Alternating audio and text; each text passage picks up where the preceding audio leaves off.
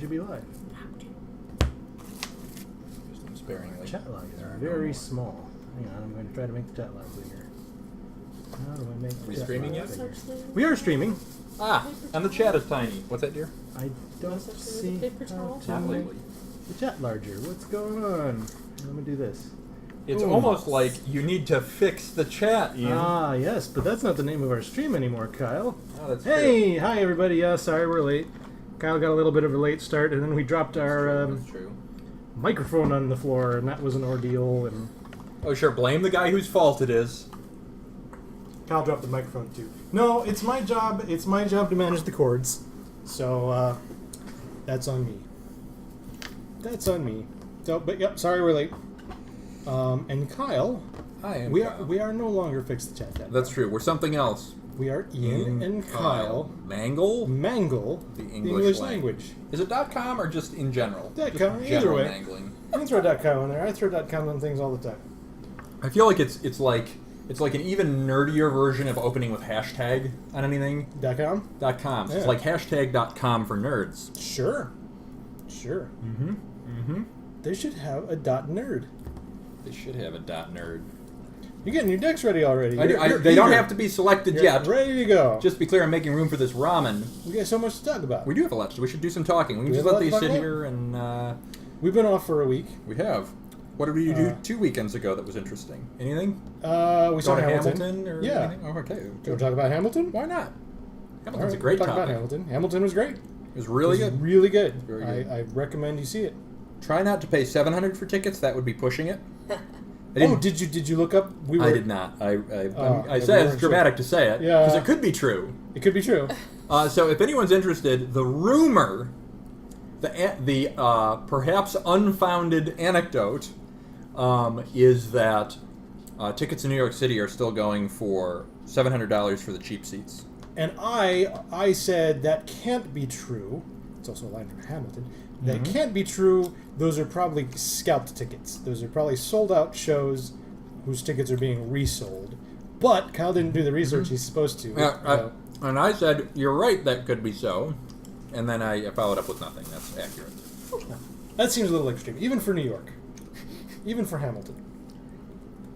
Even for New York and But Hamilton. yeah, it was super good. I mean, it's kind of rappy. It's So kinda rappy. if that doesn't work for you, but it was very good. Mm-hmm. It's musical rappy. There's a lot of melody to it as well. Mm-hmm. Very informative. I felt like I learned things, That was true. and it inspired me to research things as well. Mm-hmm. So there's that aspect of it. It was kind of feelsy. It was kind of. There were moments of extreme feels. Yeah. I would say, though the thing as a whole was not necessarily about those feels, but it definitely had a couple of good old-fashioned knife to the hearts. And it made me feel, and I really rarely feel this way, it made me feel patriotic. Yeah, indeed. So that was Hamilton. Well, I guess we did have a lot to say. Yeah, this was a good spiel. Yeah, I think the I really enjoyed it as well. It definitely is. I want to talk about the one thing that kind of I think surprised all of us. Well, don't spoil the show. I mean, No. certainly you know not to do that. Well, yeah. Not a plot point. But more so the ratio of musical communication to speech. right. And I think we were all a little bit surprised that ratio was so Almost- high you can't almost describe it as a 100. ratio. Yeah, It's like yeah. 100% musical speech. There's like one or two lines in the whole thing that were There's spoken. almost no content in the show that is not sung or rapped, which is interesting. And it worked. It did. I've been listening to the soundtrack basically since, nonstop. It was good, and the pleasant surprise result of that is listening to the soundtrack. You basically relive the show. You miss almost nothing. You do miss a little, of course. That's an interesting point, yeah. though. Yeah. A lot of really good music. I definitely think more hits than misses. Pretty high ratio of I like this song or this is well done. And more politics should be solved with rap battles. Oh, yeah. I knew you were going to say that. Yeah, it's true. Yep. I would watch the Donald Trump Kim Jong-un rap battle. Oh my god. I would watch that. That needs to be... Oh my god, that would be awful. That sounds like an epic rap battle in history request. It does a lot. Are they still around? They've gotta be. You can't just They stop. probably are. I've ignored them for many, many years. Yeah, they're still... Anyway, they gotta still be going. should we move on to another topic? Yeah, I think we can. We played number 4, Game of Ashes, Mm-hmm. and it still took 90 minutes. So It we did. don't know what we're doing. Right? Yeah, I did lose it, as I have lost every game. Every game. Yeah, Kyle's really bad at this I'm game. terrible at it. Actually, in this one instance, this last game, we reviewed some of the things that went on, and Kyle actually made some significant misplays. That is true. So I think he really should have won this one. Like, it was a very close game, as have all of ours been, which is also an interesting observation. Yeah. I forget I was playing Ninja Guy. Stupid. I don't know. name. I don't know Doesn't any of the matter. guys' Yeah, names. You don't stupid know the name. name. Illusion Guy. He was playing the Illusion Guy. Yeah. Who I actually played with my first game, and I think Casey acknowledged, he said he's one of the only guys I think that he never figured out how to really make work. Possibly the only character of the cast so far. But And I was playing zombie Voodoo Doll Lady. Yeah, I like her. I think she's going to be my She's gal. neat. Yeah, she's I neat. think that the decks that potential deck constructions rolling around in my head involve a lot of her. So I'm intrigued. I may stake my claim here on the stream. I accept. It will be my initial foray into the world of Ash's constructed deck play. Mm-hmm. The two that I am eyeing are... There's a part of me that actually wants to stick with Illusion Man, because part of me wants to take on the challenge of making him work.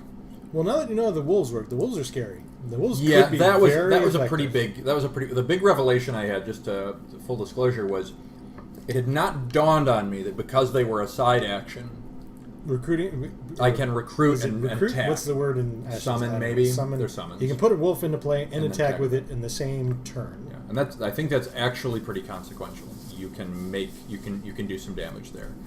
And I also there was one other big sort of I feel like there's one other revelation I had.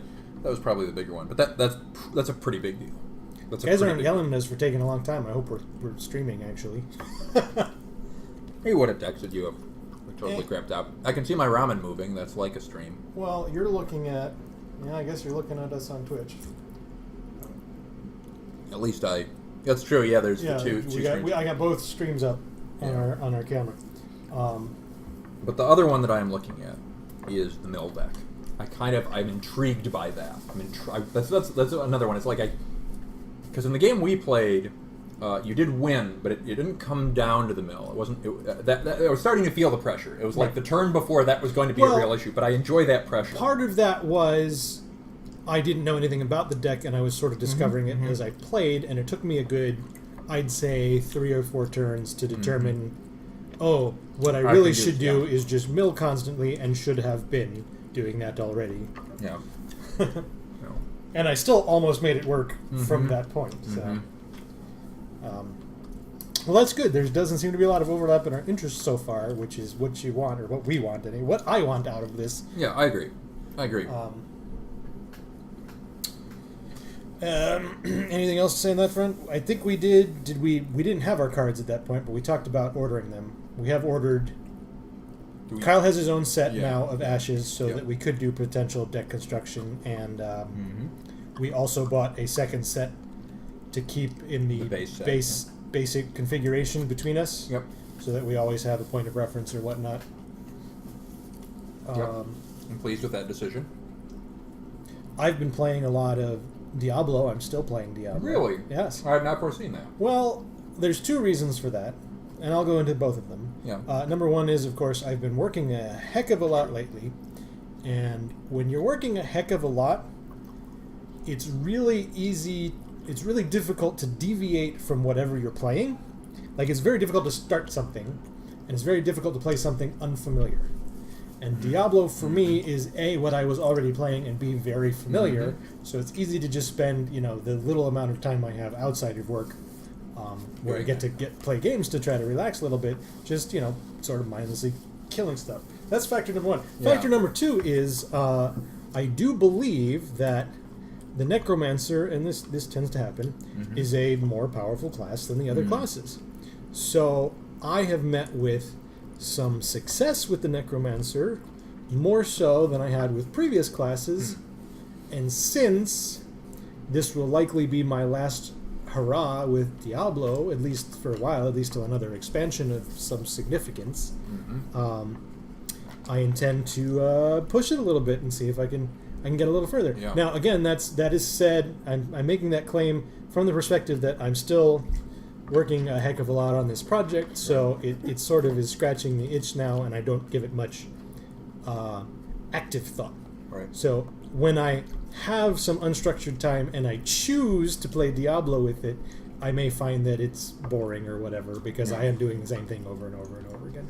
Yeah, I mean, but I haven't hit a wall yet, which is like usually I play until usually the way it goes is I play a character at very high level. Yeah. I hit a wall, and then I play until I complete the sets. This time, I completed the set before I hit the wall, and I'm continuing to be able to push. And part of my part of what inspires me to continue to play is, even though I'm playing at the max level and have completed all my sets and whatnot, in Diablo, your gear, at least at high level, you're pretty much wearing a legendary in every slot. If you're not doing that, you're doing it wrong. Right. And there are rarer versions of legendaries called ancient legendaries that are about 20% more everything than the basic versions. And, mostly you want to be playing with an ancient legendary in every slot. And not just any, like particular ones. Like you want the best gear the gear you chose for the slot, and you want an ancient version of it. Yeah. So my current character, who is still damage resistant enough and deals enough damage to continue to push into the greater rifts, only has one piece of ancient gear. So I have the potential to increase my other 13 slots or whatever by about 20%, and that means there's a lot of overhead for me to get more powerful. Yeah, that's interesting. I mean, so much. It's funny. There's these games online that are progression system games, and the extent of them is progression. I don't know if you've seen these. There's a phrase for them, but they're like a much less obfuscated time waster than in a sense Diablo is, or than gaming in general is. And like it's a clicker? Kind of somewhere like they're a version of a clicker. And the one that I've actually got a coworker that plays them, and it's like you build a farm, and the farm is a box on the screen. It has no art. It has zero art assets. It's square. And it starts producing food, and you have like a food meter that fills up, and it fills up enough, and then you can like spend the food to build another farm or something else. And you basically can keep going with this until you have like 30 different buildings, which are all doing different things, but it's all like text and arbitrary resources. So like troops aren't a thing you would control. They're just a meter everything is a meter that fills up. You end up with this full web page, because they're in your browser, of like meters filling up, and you just occasionally click. So it's like Progress Quest. Yes, I believe that's accurate. And it's a genre, you said. It is a genre. Huh. And I'll have to talk to him. Like, so it might be an amusing thing, but I think about Diablo in that sense. I mean, so much of games. Well, like at the level I'm playing it at, it kind of breaks down to that. I mean, there's certainly a high level execution. In fact, there's more engagement. Yeah. My current GR level. I'm going to sling some nerd terminology at you, which stands for the level of greater rift I can complete. Or the highest level of greater rift. So, do you know how the greater rifts work at all, or do I need to explain the whole thing? Maybe I should for everybody's benefit. Yeah. So, give the quick rundown. Once you complete the game in Diablo, there are these things called rifts, and you go into a rift, and a rift has a whole bunch of enemies in it, and your objective in the rift is to kill the enemies in the rift until a big boss spawns, and then kill the boss and leave the rift. In rifts, you have better drop rates and more experience and stuff, so that's the motivation for going in there. The bosses of the rifts, it's fine. drop what's called a Greater Rift key. Mm-hmm. And you take the Greater Rift key and you go into what's called a Greater Rift. And a Greater Rift has a level. And the level is how difficult it is, and the higher the number, the better. So the leaderboards and everything you're doing in the way post game is pushing into the highest level Greater Rift you can do, and then completing it as fast as you can do. And Greater Rifts function similarly to regular Rifts, except rather than being scaled by the difficulty level you're on, they're scaled by the number of the rift. There's also no drops in Greater Rifts. They are worth a lot of experience, though. No drops. No drop. Well, you want to complete them quickly. So drops Right. would just slow you down. You're just Right. killing stuff and killing stuff. The boss does drop things. Like In fact, a it drops very completion lucrative of the things. entire rift. Yes, but while you're running through the rift, the Greater Rift, there's no drops. So that's what the leaderboards are. The leaderboards are first how high a Greater Rift you can achieve, and then How quickly you complete how it. quickly you can pull it off. Right. And I don't design. Well, that was not the word I want. I don't have any confidence that I can get on the Necromancer leaderboard in the season the Necromancer is launched. That seems crazy. So I'm not trying to do that. I'm just trying to push to see how far I can get. I'm not that far off, or at least I wasn't about a week ago.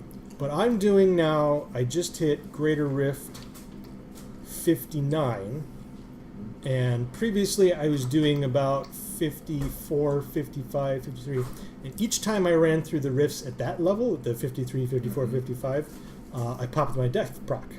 Now I play only hardcore. Explain the death proc. Okay, so a death proc is an ability that has a long cooldown and that triggers if your character dies instead of your character dying. And it's very, very, very important to hardcore players, which I exclusively play on because it's sort of your get out of jail Extra card. life, yeah. And you still have to be careful because if you die after it's popped before it's recharged, you're just done, and that's how you lose. And I have lost. I've lost a lot. I haven't lost with the Necromancer yet, but when your death procs, it's very harrowing. So I popped my death proc every rift for a while, and I got really nervous, and I started gearing up to be more defensive. And as I said, I went like 4 or 5 rifts higher, and I still have enough DPS to get through the rifts. So there's 2 walls in the rifts. Right. The one wall is, can you survive it, which doesn't matter for softcore players, which makes softcore really stupid. Right. And the other wall is, can you deal enough damage to finish it? Because you have to. I guess I didn't mention this. You have to finish in 15 minutes. Right. At 15 minutes, you lose if you don't finish the rift. So you are timed. I will say this for the softcore players, I would imagine that death is less consequential, but certainly if you die more, you're going to have a longer time. Is that a fair statement? Yeah, and I'm not even sure if you don't fail it. But my point is, what they have to worry, like they're 100% laser focused on damage output, and then they throw themselves at rifts over and over until they accidentally don't die. Right, like they get the right roll of creatures and. Whereas the hardcore players actually have to really play strategically and balance, not dying at all times with killing, with killing things fast enough to get through the rifts. In other words, I mean it's half the experience. The experience doubles. That's what I'm doing. As again, I looked at the leaderboards about a week ago, and the low end, Blizzard only keeps 1,000 entries on the leaderboard. The low end of the hardcore solo Necromancer was GR72. So I'm at 59. You're getting there. I think I can pretty confidently get to the mid-60s, but we'll see how it goes. I'll keep at it. Of course, I'm at a tremendous disadvantage because, well, for 2 reasons. One, I don't like to play multiplayer, and I don't have the support of a guild. And guilds and other players can help you do 2 things. They can help you grind for gear and levels very, very, very much faster than I can. Right. So there's a lot of the iteration loop. 2 is I don't bot. And everybody on the leaderboard, or at least most people, when they're not actively playing, they bot just to gain levels. How does botting work? What does that mean? Oh, they have some kind of it's a third-party program that basically plays the game for them, just kills easy stuff, so that they gain levels while they're sleeping instead of playing. That's ridiculous. Yeah. Well, it's competitive online gaming. That's 100% of it. That sucks. I really wish Chris or Casey would say something so that I know we're actually alive. My anxiety is getting the best of me here. Well, no. But I think that covers D3. So yeah, I'm going to stick with it probably another week or so. Okay, Chris is here. Sweet. Yay, Okay. they're both here. Stick with it another Already relieved. which segues into my project is technically done Monday. And again, I can't talk about what that is, and it might be announced. Probably you guys didn't hear this because I said this at the very end of a stream weeks ago. It might be announced at Nintendo Direct in September. I don't know that for sure, but that's my best guess. And I can't talk about it before it's announced. But hypothetically, we are GMC on Monday.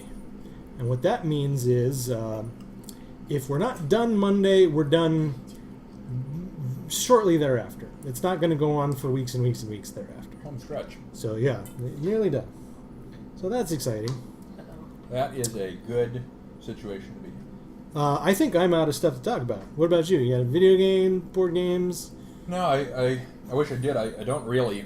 I have no particular excitement lately. My Horizon progress continues to be for every hour of play I get roughly 1% more completion. I am now at about 58%. I will comment on this one aspect of the game, just I suppose the Horizon update, which can perhaps be a little tiring, but as you would expect from an open world game, there's a fast travel mechanic. You just teleport to locations you've already been. And the one advice I would offer for anyone playing the game is just don't use that. Don't ever use that. You miss on. Here, can you address the rogue cat? No couch. The world is the game, and if you just teleport around it and don't experience that width, I feel like you're just playing a different game. Perhaps maybe not a wrong game. I don't wish to too harshly judge people, but I talked to one guy who I'm sure I mentioned to you, like, beat the game in 20 hours, and it's just like you just min-maxed everything. It's this gigantic organic world, and you just teleport through it. And again, I certainly don't begrudge people that, but boy, I feel like they're missing out. It's just not the way to do it. That kind of reminds me. I was talking with my coworkers actually this very afternoon, and we were talking about Super Mario Odyssey. Yeah. And how it was probably the next Switch game I'm kind of looking forward to, but I'm also kind of not. And the reason I'm kind of not is it's been described as Breath of the Wild, but for Mario. Huh. And I think Breath of the Wild is an amazing game. Yeah. And it comes highly recommended. And I enjoyed it for many, many, many, many hours. And then I got to a point where I was like, this is too much. I love every moment of Zelda you have poured into me, but I didn't want this much Zelda, and I can't take any more Zelda. To answer your question, Chris, I was referring to Horizon Zero Dawn in the earlier part of the conversation. So, really, my tolerance for too much Mario is much, much, much lower. Right. Right. So there's reason to be... I mean, for me, the big thing is Mario in a tank with real humans. And I know that's not going to be a majority of the game. It worked for Michael Dukakis. There's a dated reference. Whoa.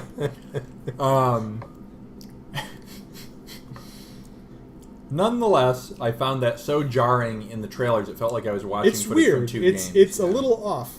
And But in some way that makes it intriguing too, right? I suppose that's true, but it's a feeling I'm not used to having with a Mario experience. Right. Like, there are mini games in which But that that sense said, of unease... like, I can't tell you the number of times I have uttered this exact phrase. I've experienced Mario. I don't need to experience Mario again. Sure. Sure. And that happened about, I would say, New Super Mario Brothers 3DS, which was like 5 or 6 Marios ago, and every one of them, Galaxies accepted, were exactly the same game. I was like, well, I did it. I don't need to do it again. Yeah. I mean, that's the curse of the sequel, Yeah. right? Like, how much do you do that? This is a double A. I'm glad. Why do you write like you're running out of time? Why do you write like you're running out of time? I will warn our viewers, I will probably be randomly quoting Hamlet lyrics forever. Hamlet? No. What did I say? Hamilton. Hamlet 2. Why not? To be to Hamilton or not to Hamilton? Oh. Okay. Anything else before we get cracking? No, I think we can Alright. play some cards. Let's get cracking then. It has been. There's been a week intermission. You will not be surprised, I think, to see this deck. That is what I think. Are you playing a new one again? I am. I do not mind revealing that, as it only saw play once, and I want to give it one more spin, especially in the AA territory, as it performed well enough, but there is still, new deck. Well, it went up against, as I recall, the Future Foes, Yeah, this is a weird first deck battle. which does not give you a good sense of how a deck Right. works. Right. Future Foes are very special. It did defeat the Future Foes. It did, but it was weird. Yeah. And I kind of hope that that's the way this deck always works. Like, not necessarily always wins, but is always a little bit weird, because I like that. It makes for, asymmetrical game design is much to my preference over a symmetrical experience like something like chess or even Go, which is a brilliant, brilliant game. But the asymmetry, I find, as perhaps as a designer, as much as a player, but I find that eminently more interesting. So when decks start pushing outside the standard bounds in this game, I place a value on that. I think that's I'm going to start eating some of this cheesecake. that's a problem, because that means I need to start eating some of that cheesecake. Okay. Did you acquire a single fork? Or I two did, forks? yes, I'm sorry. Okay, You will have to get your own fork. That's all right. I can't do everything for you, Kyle. That's fair. Can't even move my cords. No, that's just a disaster. I'm going to get a fork. You may roll the die. I shall select the outer die. The outer die has been selected. I have lost. Well, with that knowledge, I will go. I have to think about this. This deck has not really faced this choice before. It's seen a little bit of play. Did I cut your deck yet? I don't know. I'll cut cut it again. Well, I did cut yours. Alrighty. No, it's still okay on that thing. I think my inclination is to go 7. Super I Saiyan. think it's 7. I'm gonna go odds. Okay. And I'm not confident in that, but I'm less confident in the other option. Sure. That's reasonable. This is not the deck I thought it was. Something is very wrong here. Pardon me. You should add some cheesecake. I will. Okay. I have to find the deck I'm supposed to be playing. That's true. I was just pointing out the cheesecake could help. That's a little true. All my cards are face. I ain't even gonna face him. Take that, Chris. Oh my god! I illustrated that with jazz hands on stream. Jazz hands. As one does. One does. One does. Well, I didn't want to miss my shot. Try these. Alright. So again, what kind of cheesecake are we having today? I think it's pumpkin. Excellent. You had some. You don't know? Always better to pose it as a question. Hmm.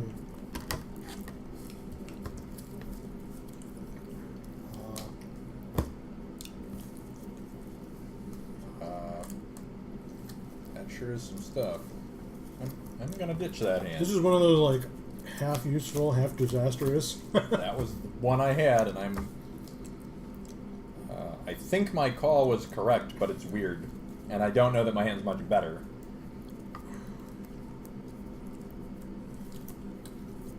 Good now, good soon, terrible. I guess that's a keeper. Sold. I regret I do not have a 1-drop I wish to play at this time. Alright. Let's see how badly we screwed up our... we're okay. A little bit. Sugar. I am not going to play 1-drop either. Cool. The very coolest. Why are you doing this? There. Well put.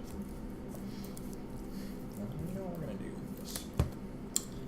I am not going to play 2-drop yet. do have a 2-drop that I would like to play. It is the Retrieval Protocol. OMAC robot. I may discard a character or location card to give characters I control with the identity OMAC robot 1/1 this turn. I may only use this power once per turn. And then I will attack. Given the opportunity. Very well. It's funny, I just randomly picked up the dice, set them down, and got ready to adjust them, and they were correct, so cool. Bonus.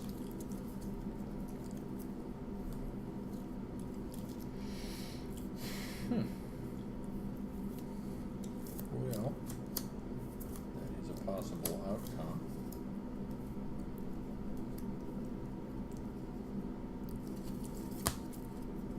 It's my initiative. I'm going to flip up the Brother Eye Satellite, which is not unique. When I flip it, I may discard a character card.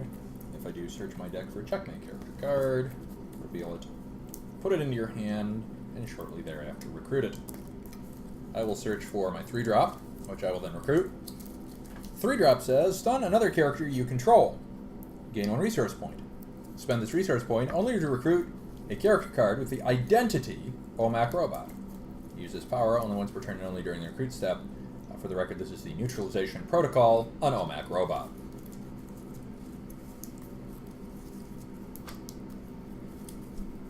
That grand.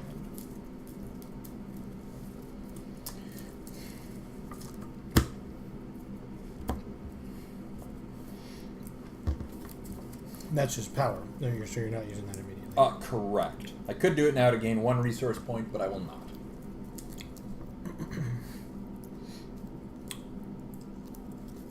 It says to me. I have failed. You have. I have. Okay. You have a watch. I'm going to boost Don Granger. While I control Hank Hall, Don Granger gets +1/+1. Boost 2. When Don Granger comes into play, if you don't control Hank Hall, search your deck for a card named Hank Hall, Avatar of Order, or Agent of Chaos. Sorry, she's Avatar of Order. She's an Agent of Order. Put it in your front row and shuffle your deck. I don't like that. Since I started looking, I am now facing my cards. Sure. I assume then it is safe to assume that do you immediately you pay the boost and then you get both? Is that how it works? Yep. Okay. Is my initiative.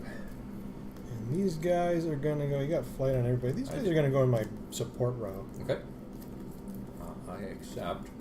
Dawn is a 2/2 and Hank is a 4/4. Is that That's correct. They boost each other. I didn't read Hank. That's While I control Don Granger, Hank all gets +2/+2. He also has a boost to go get Don. right on. Right on. How do I want to do this?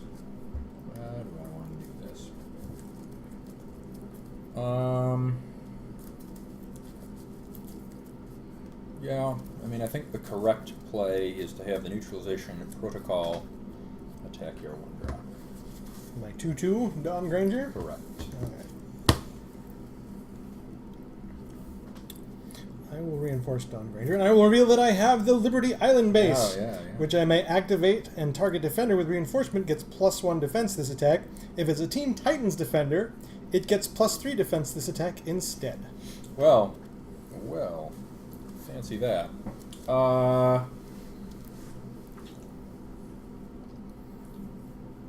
You know, it's one of those things where, the judgment call is it worth it? That is a difficult question to answer. Maybe you're +3. Yes. You are +3. Yes. I'm +3. 3 is the number. Can I kill a cheesecake? Yeah, by all means. You sure? I am sure. Is the cheesecake sure? That is the question. I accept. I accept that outcome. Okay.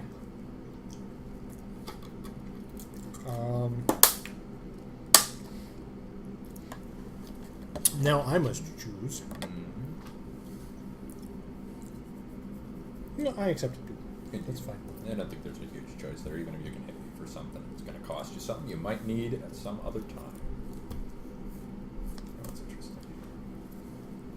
Ooh. You're not going to like that. I don't like it.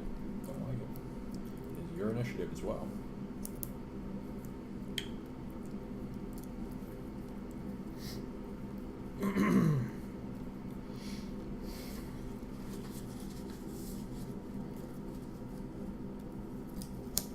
I think this is going to be a tougher fight for these guys. I think that is, could be a rough deck. We'll see.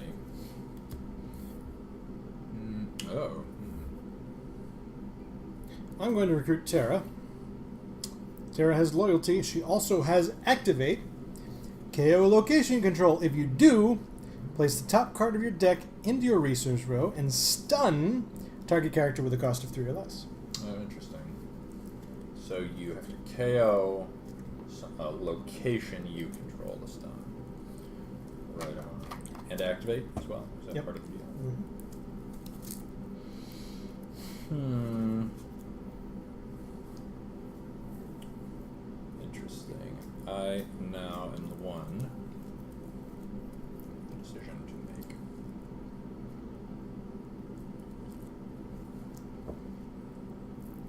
It's your initiative. I believe I am going to stun this guy to collect a resource point.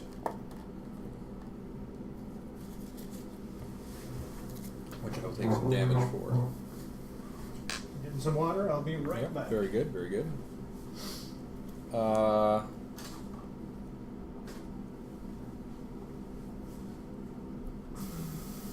Is that the correct course? Work. Is that the correct course? Work.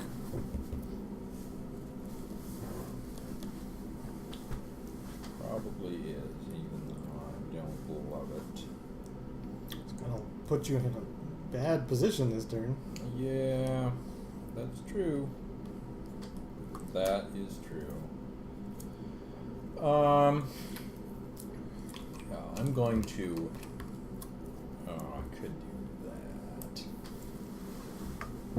I'm going to get a paper towel. Yeah, because the water I got that's good. has That's good. gotten all over the bottle that I filled. Thus, all over the table. Yeah.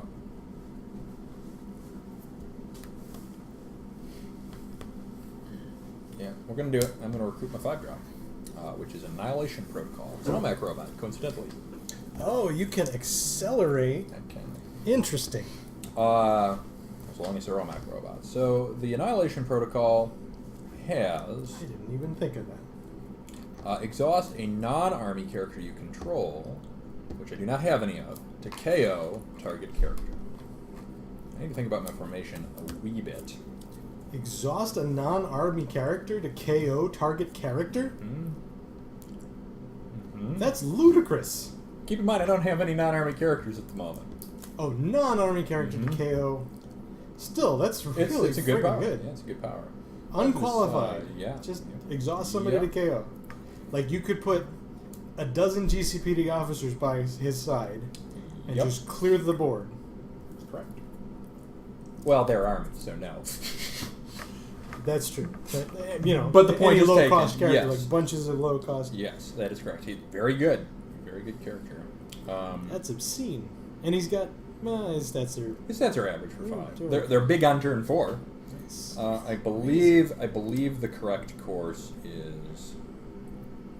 I think the correct course is this. That's kind of weird. Okay. We'll do that. We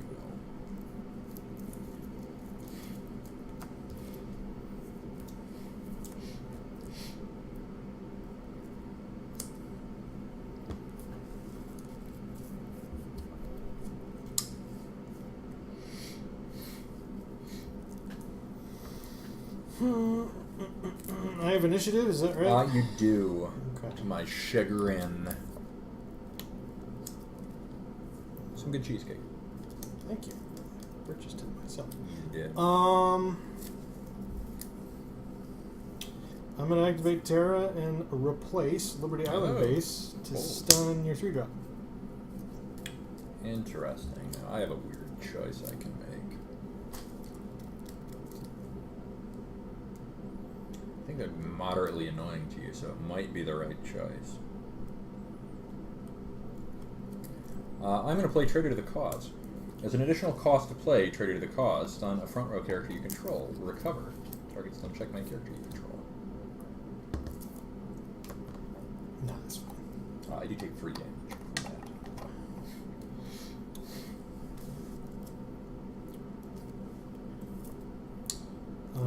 I'm going to play Combat Reflexes. Okay. Move target character you control to your front or support row. That character gets +3 attack while attacking this turn. Dawn Granger is going to attack your 5-drop. I'm going to reveal that I I'm have afraid of that. Titan's Tower. Activate. Discard a Teen Titans character card from your hand. Target Teen Titans attacker or defender gets +X attack, Oi. where X is the cost of the card you discard. Oi! I will discard Raven for 7. Good gravy. My attack is 12. Yeah, well, it's pretty hard to beat that. 1 drop with an attack of 12. Oi, that location.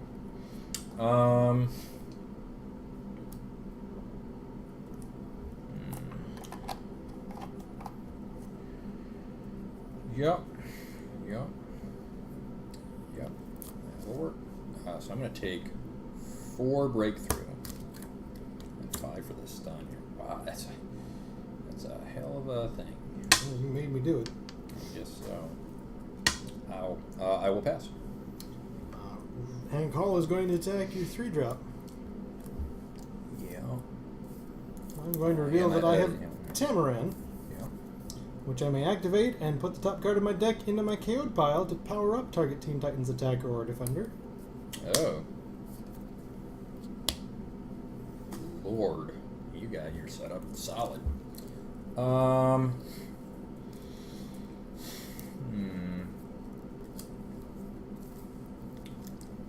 Here's a predicament.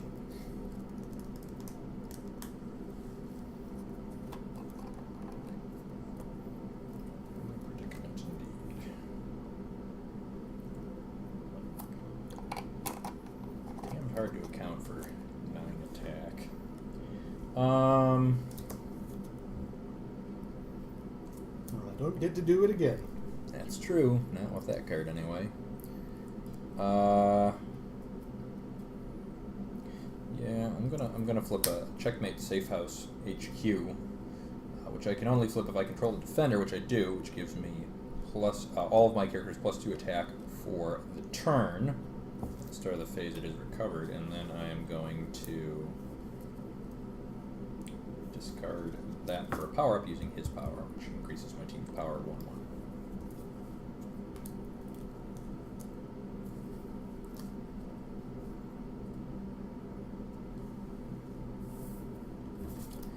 Take 3 breakthrough. Nope, powered up once. I'll take 2 breakthrough and 2 for the stun. I think that was worth it, but I took a beating to the face. Recovery phase, now pass. You're thinking about things. I'm thinking whether I should recover my dudes.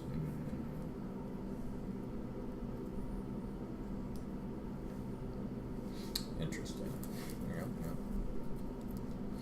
For what it's worth, I don't think there's much suspense in the matter. The 5-drop is more valuable than either the 2 or the 3-drop.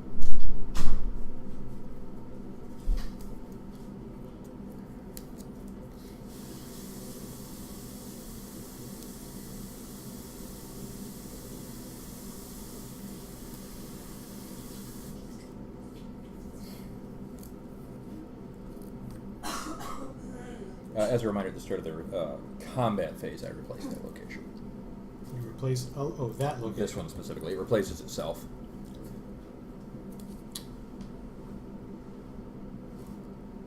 I think it's not one. It's risky. Everything's risky one way or another, I suppose. This is my initiative. I hope this serves me well. I'm going to need it to. Oh, sorry.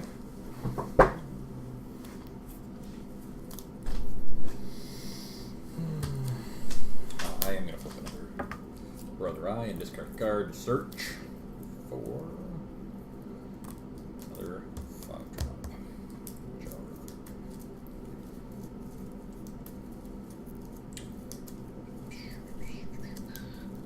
Then I'm gonna read a card to myself, and I may or may not do additional things.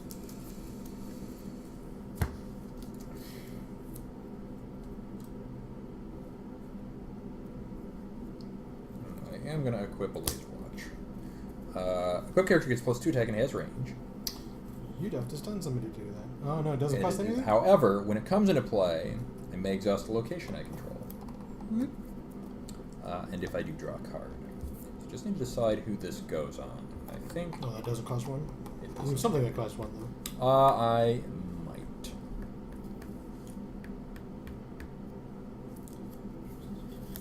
I'll do it this way. So I need to draw one card.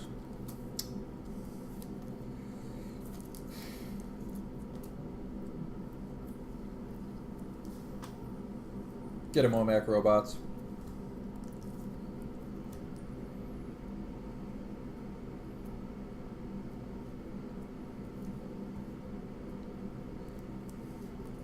And that also boosts their attack. Yes. 2 attack. The range doesn't matter.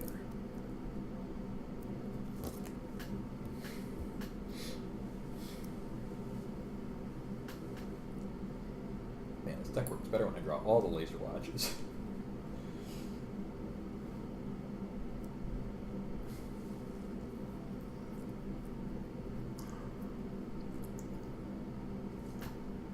Well, heaven or hell, let's rock. I'm going to recruit Garth, Tempest, who also has loyalty, and his power is pay 3 endurance, return target card from your KO'd pile to your hand. Use this power only once per turn. Yeah. Yup.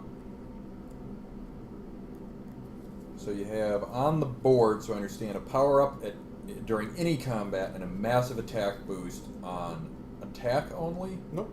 Also at any time. God, what a cruel world. Yes, it's pretty costly.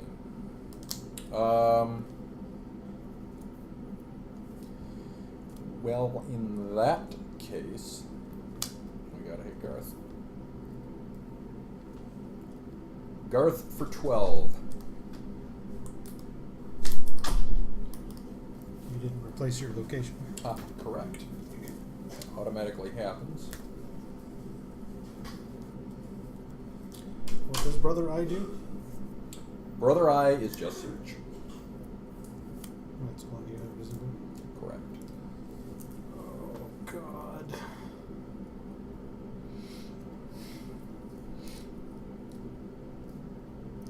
It ain't gonna work. Yes, it won't. Don't do it. It's not worth it. It's gonna be a disaster. Gravy, what are you up to? I have another Liberty Island base. What I'm up to is reinforcing Garth. You're trying to foil my attack. So your defense now matches me.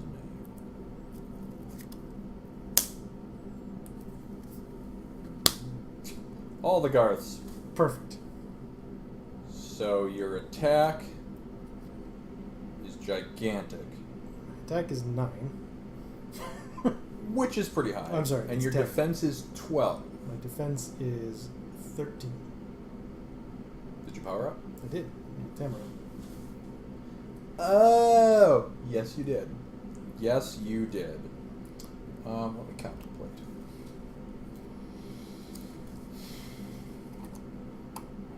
Yes, you did.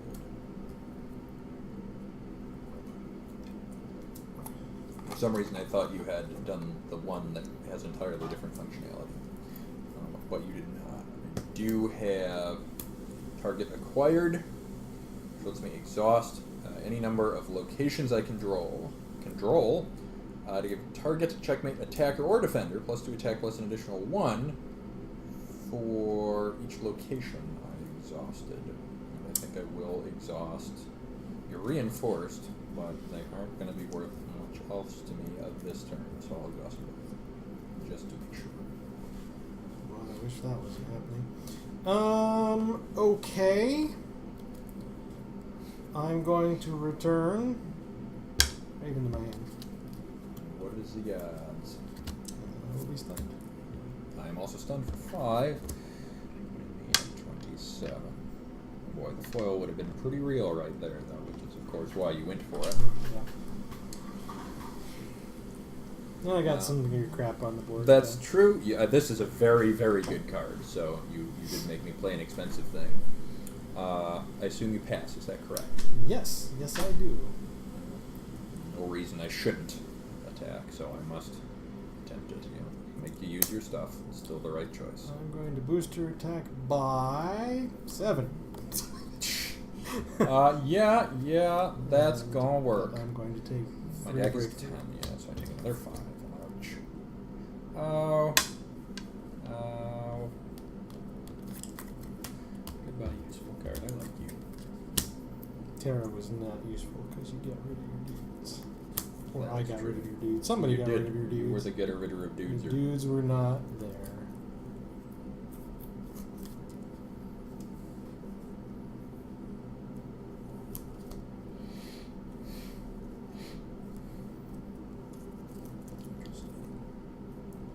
Now it is your initiative, however.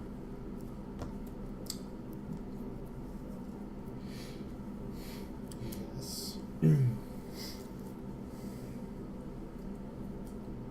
are minimizing my effectiveness, that's for sure.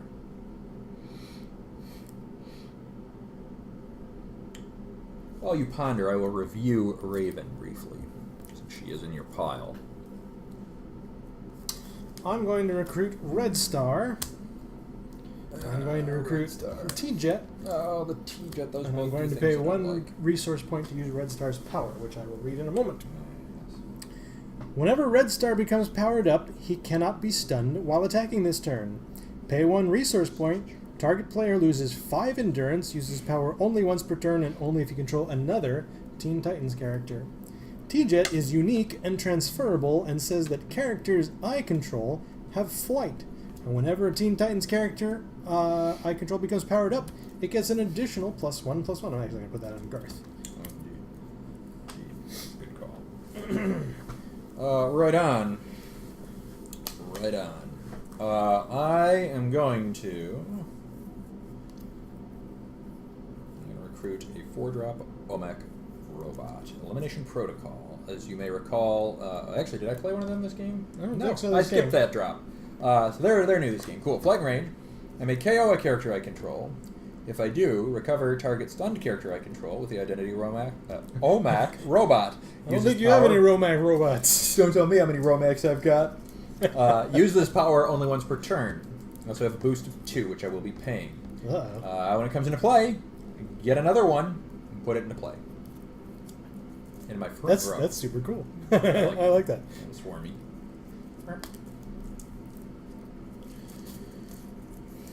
Get him on that robot. Everybody of yours has flight. Yes, they do.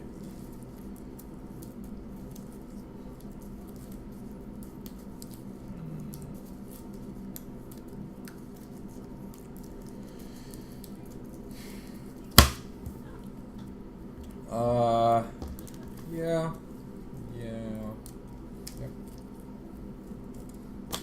Yep.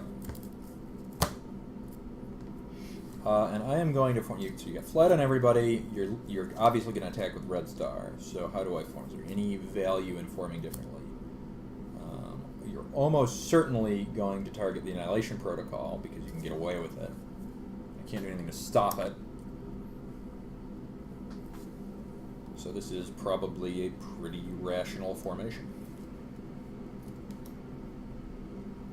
How can I do anything to stop your shenanigans?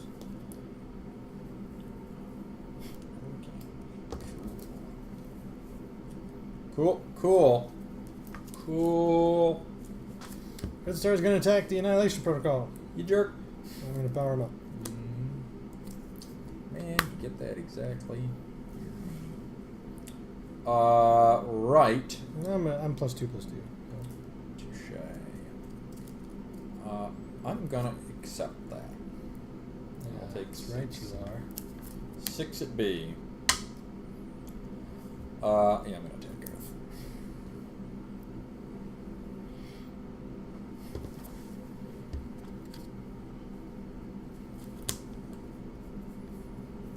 I'm going to return Raven to my hand.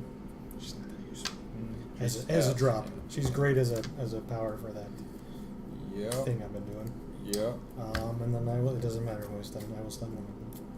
Yep. That is correct. 7. Gonna be a tough upcoming turn. You do have initiative. A will of initiative. That's really gonna be important. That's gonna be real important. Yep. Well, guess it's that one. Bye, buddy. You were cool and all.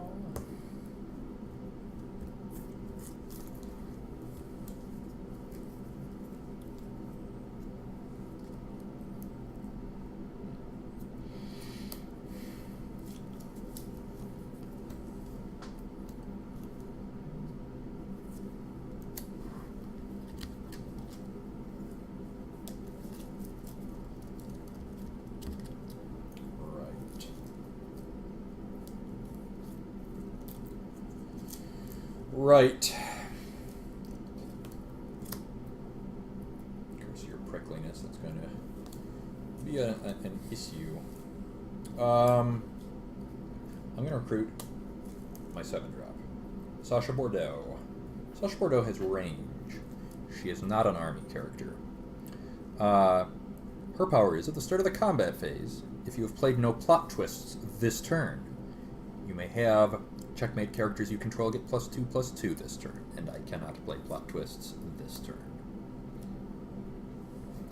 And I am going to form maybe like this.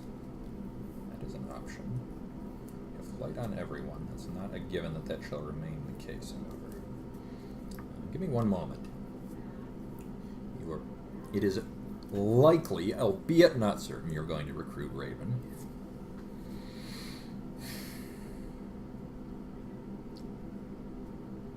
What does that mean precisely? Might mean weird things. You can stun whoever I attack with in almost every situation, which is really annoying. Maybe Bordeaux can get Red Star, and I'm not sure, and that's frustrating. I'll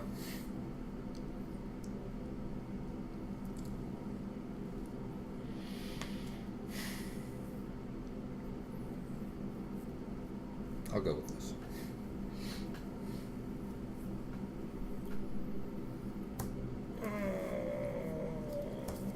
One more time. I'm going to look at all this shit for the stuff I'm going to do.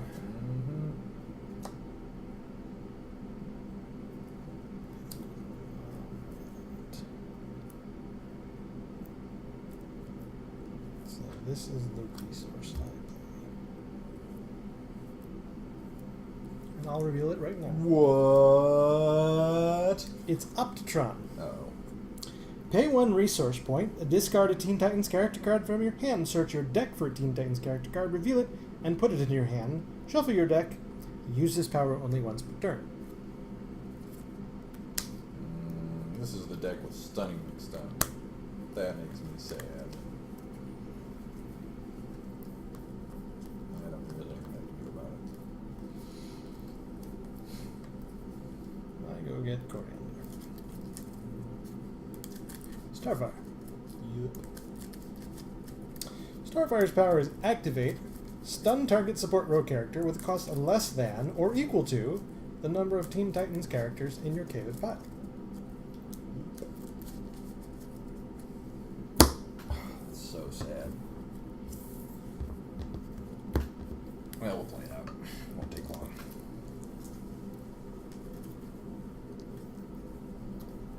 I apologize. I should have recruited this laser watch on Please do. my elimination guy on the back. Draw a card out of it. Please do. I don't think it will have any impact on anything, but it was a thing that I meant to do.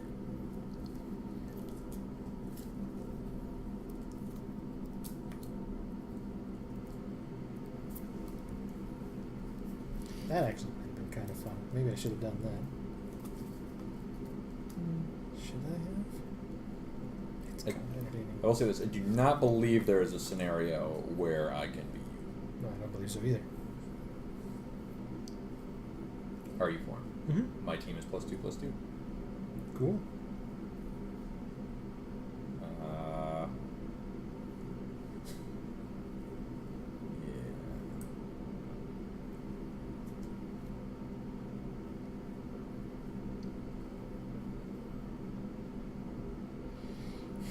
So what is the correct play? So if I attack, for example, Coriander, you will almost certainly get the counter stun. I think you didn't recruit Raven, so you've still got Raven.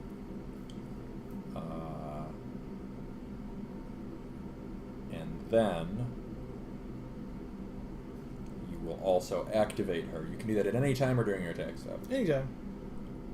If I attack her, you stun whoever I attack with, and also stun a support row character. Which means that the better play is to attack Red Star, who you reinforce, stun a support row character, and then attack with Garth. And either of those scenarios is a loss condition. If I attack Garth with one of my support row characters, you will just immediately stun them and steal the initiative. Yep, I'll attack Red Star. I can't do anything.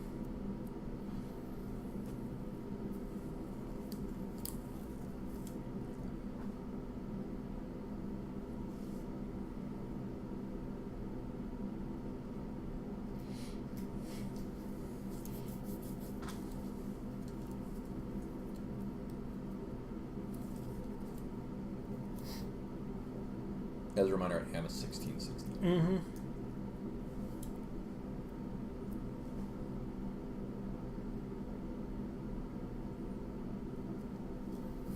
I must accept it.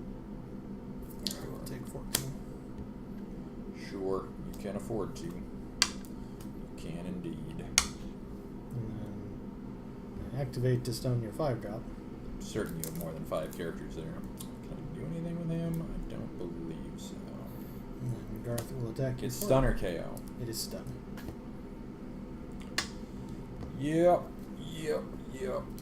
I mean, I'm currently getting the counter stun. I'll power up on something to do something. My defense is 10. Why does that make me do something? Oh, because my attack is only 10? Is your attack 9 or 10? It's 9, yeah. I'll power up. Yep. Yep.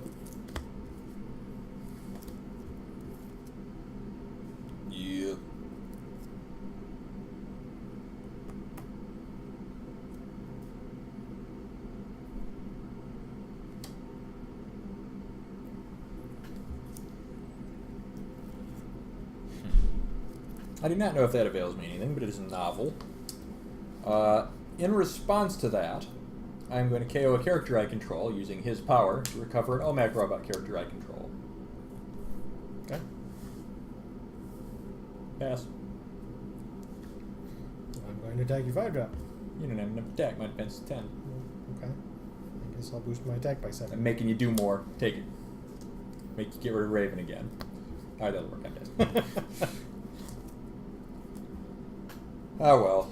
I think that was a fair showing. You got enough ahead in life that nothing mattered. I couldn't stop the play of the deck.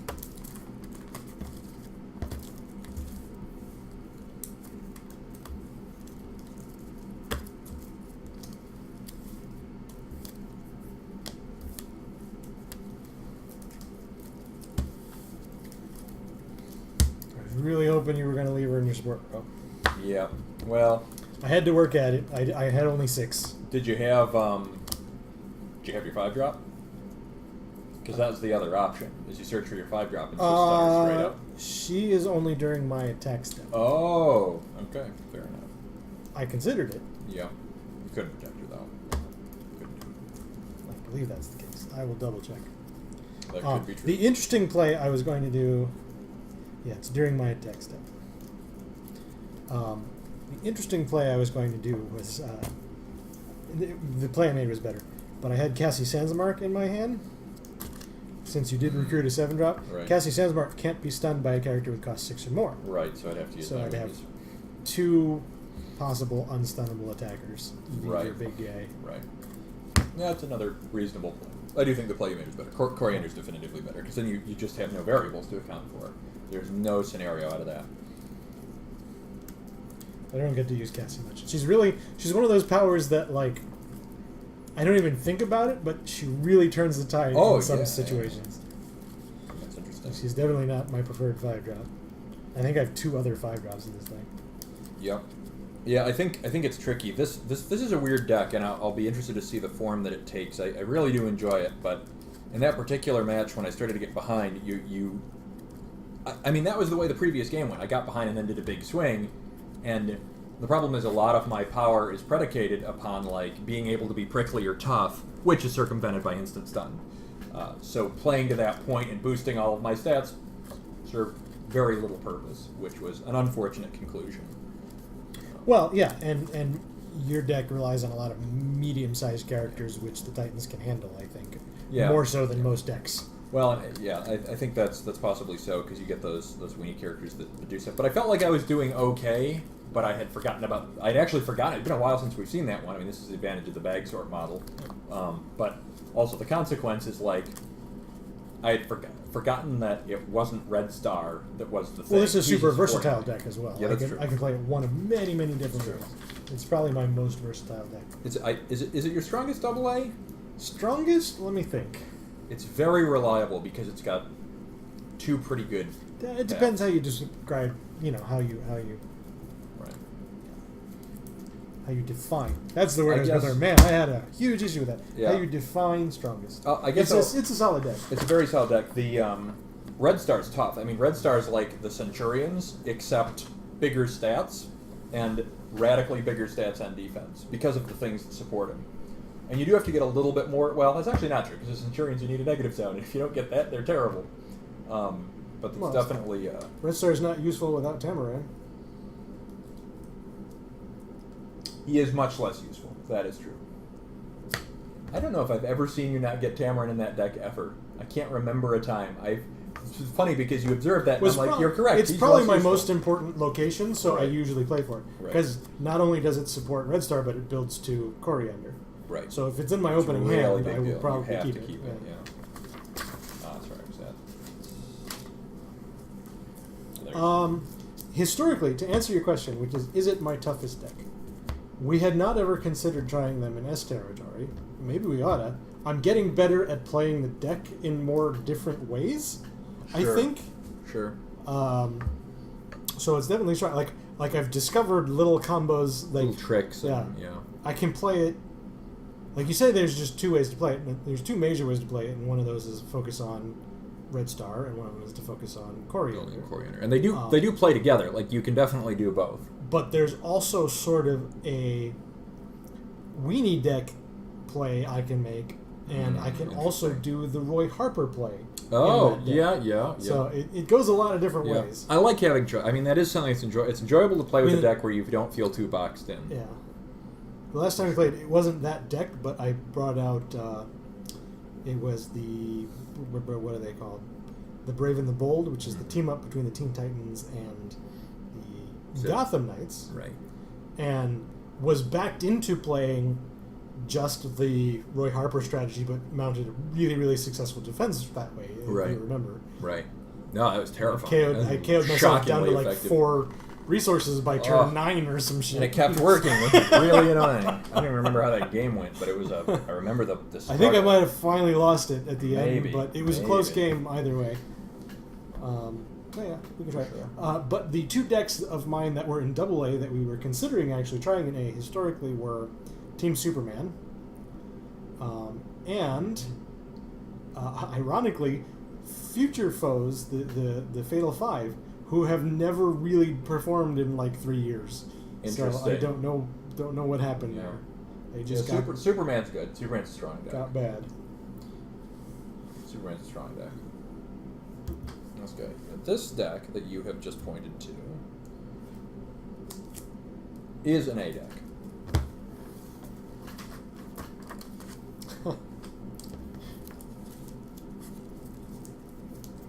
enjoying something. I'm enjoying the deck I selected. Did I sleeve it yet? I might not have. Oh, interesting. You didn't select the deck, it was destiny. Fate. Legend is real. You even know where it is it? It's not sleeved, so it's got a chance. You're going through a lot of that deck before being sure. You know me. I do. Yes, I do know you. I'm Ian. We've met. Hello, Ian. Hello, I Ian. mangle the We've met. English language with you. Weekly. You barely got that out. You did. It was the best way to deliver it. Yeah, that's true. As in suspense the entire sentence. Oh. Oh. It's just nice. Good times.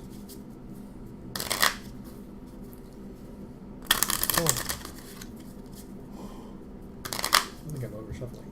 That's allowed. Sometimes it's what you do.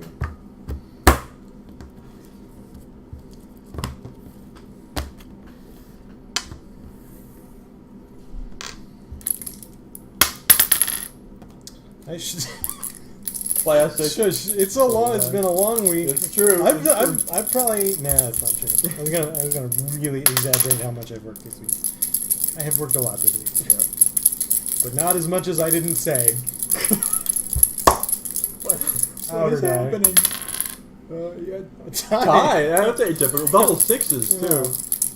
Out or die. How to die, yeah. I win. You do win. What am I playing? Yeah. Odds. I'm playing odds. Yes. Did you got my deck? Yes. Probably. Seems likely. We're losing our minds. That means we're doing it right. Yeah, it does. That indeed. doesn't look like something I should keep, so I shall. Dogs. That's what I'm hearing. Dogs. Lots of dogs. That's interesting. I need a different thing instead. I'm going to draw some cards. I'm going to keep my opening hand. I'm going to draw some cards. That's what I did. That is what I did. I'm going to do this. Okay. Well, it's my initiative. I'm still putting that down. You can't stop. No. It's done. I'm done. It's done. I'm going to recruit the GCPD officers. Crap, you were right. No. While the GCPD officer is exhausted, it has reinforcement. Pretty lead. I'm going to recruit the Kleinstock brothers. And everybody loves the Kleinstock brothers. I do love the Kleinstock brothers. They are a reservist resource. They have reveal a face-down resource you control. Or no, pardon me. Reveal a face-down resource named Kleinstock brothers. Kleinstock brothers gets +2 attack. Uses power only once per turn. I don't know why I'm enjoying saying Kleinstock brothers You're a lot. not really saying it. No. I'm attempting. I shall attack you for 1. No. Yep. No, yes? Yep. I revised my sentiment. I'll pass. Come on, the thing. Come on, the thing. Nothing for you.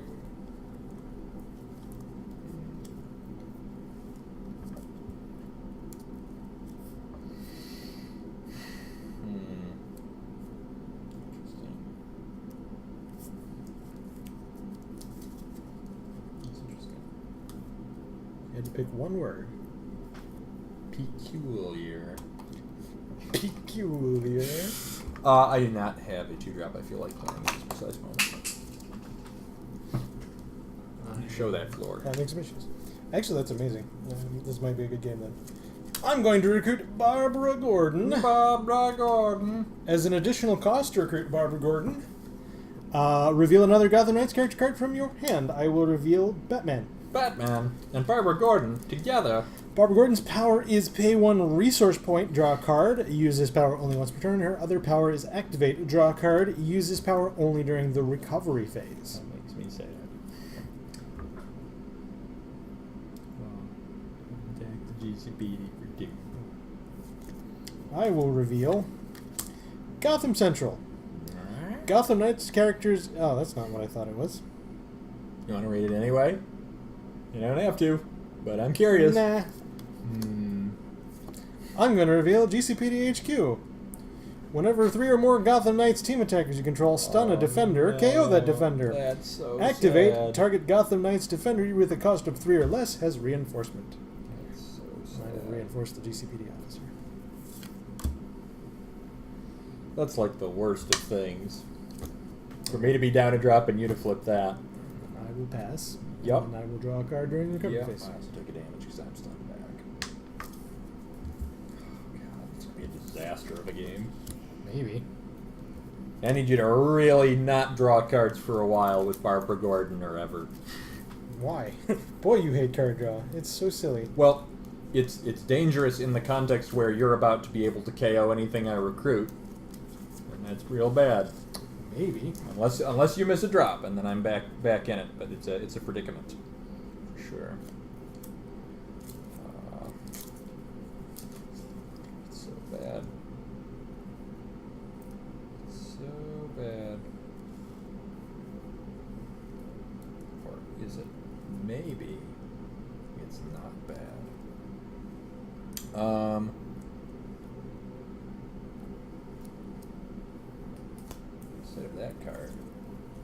Instead of that card. Oh, I have initiative. I should act. I'm sorry. This card. I've been waiting for you. Correct. That's wrong. I have to do the thing. I'm sorry. It's okay. I'm going to recruit a GCPD officer, and a GCPD officer, I'm just going to pay 1 resource point to draw a card. Huh. I'm going to recruit a bat plane. The bat plane is... Gotham Knights characters I control have flight, and I may KO it to return target character I control to owner's hand. Flight, huh?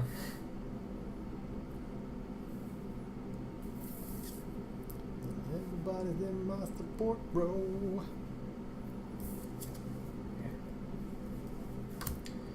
Right on. Right on. I am going to recruit, like a little trick hand because she's big, Joanna Cargill. She's big.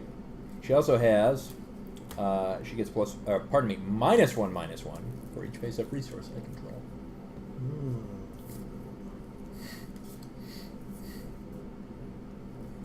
Now we reveal Gotham Central. It's a card. Gotham Knights characters in my support row get +1 attack and have range. That's true. Team attack is there.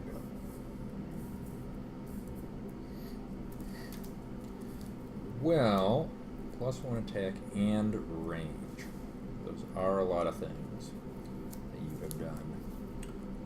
I am going to flip up, shake, rattle, and roll. Play only if you control a Brotherhood character, which I do. As an additional cost, to play it, replace a face-up resource I control, which I will, to replace target location. Which one? I will do the one that is going to KO me. Clever.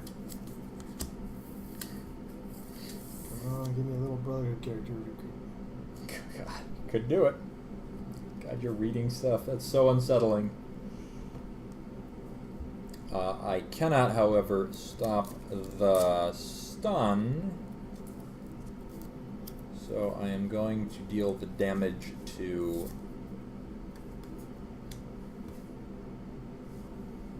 Interesting. It's probably bat planey.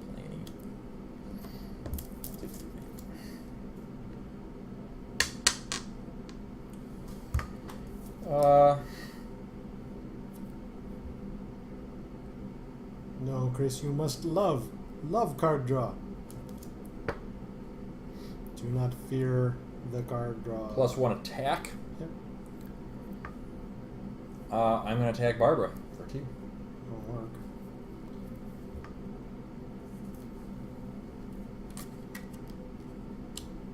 I contemplate if I flip this for a moment.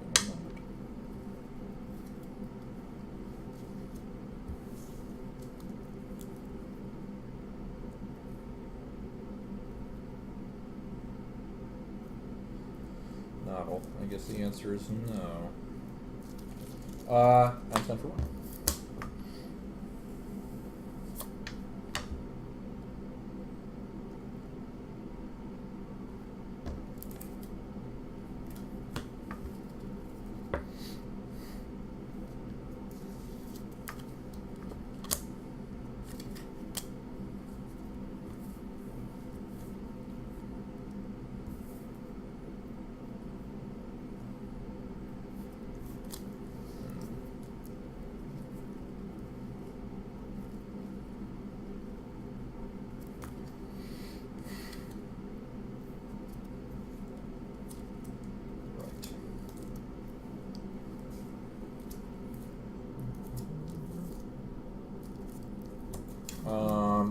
I have initiative. What? Yeah. I'm going to recruit Anne-Marie Cortez. She says at the start of the combat phase, I may reveal a resource. If you revealed a character card, opponents cannot play plot twist with a cost equal to that card's cost this phase. Pardon me, cannot play plot twist with cost equal to that card's cost. That is from anywhere.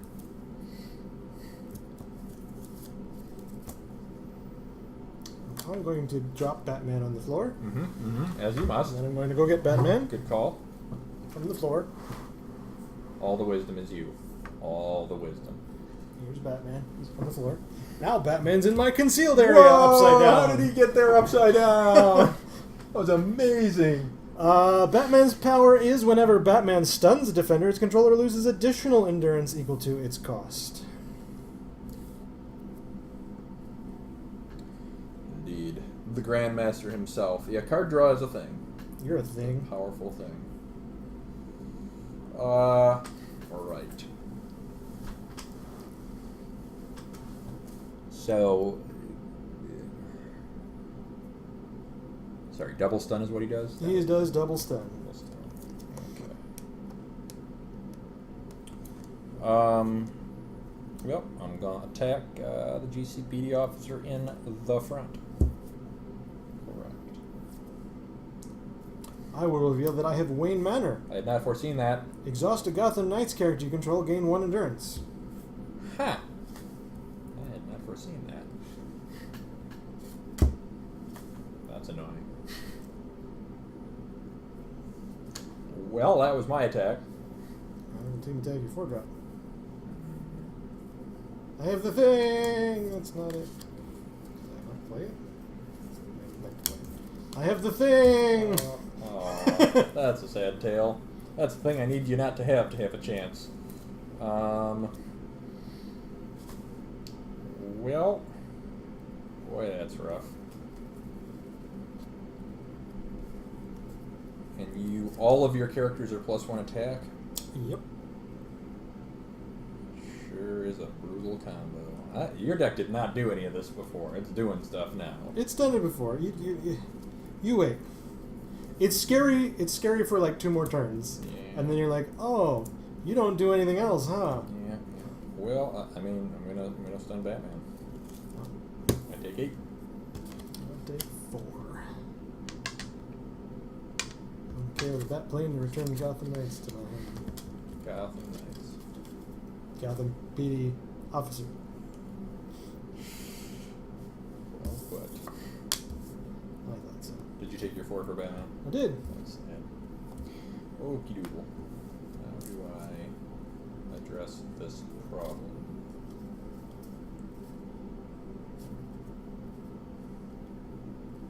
Interesting. I'm going to have to do that. That's strange.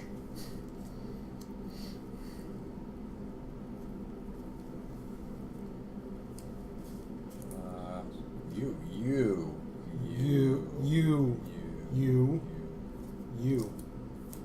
No, you. No, you. Damn it, I don't know how to come back to that.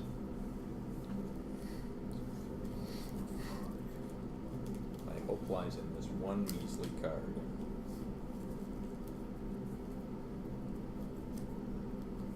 Do that. And that doesn't get me much of anything. Which I shouldn't do on my initiative. I shouldn't not do much of anything on my initiative. Agree. Agree. Agree. Well, let me think about that. No, I shouldn't not do much of anything on my initiative. It's true that you shouldn't not. I'm gonna have to do stupid stuff. You're making me do stupid stuff, which is stupid, but also makes me feel clever, which is peculiar.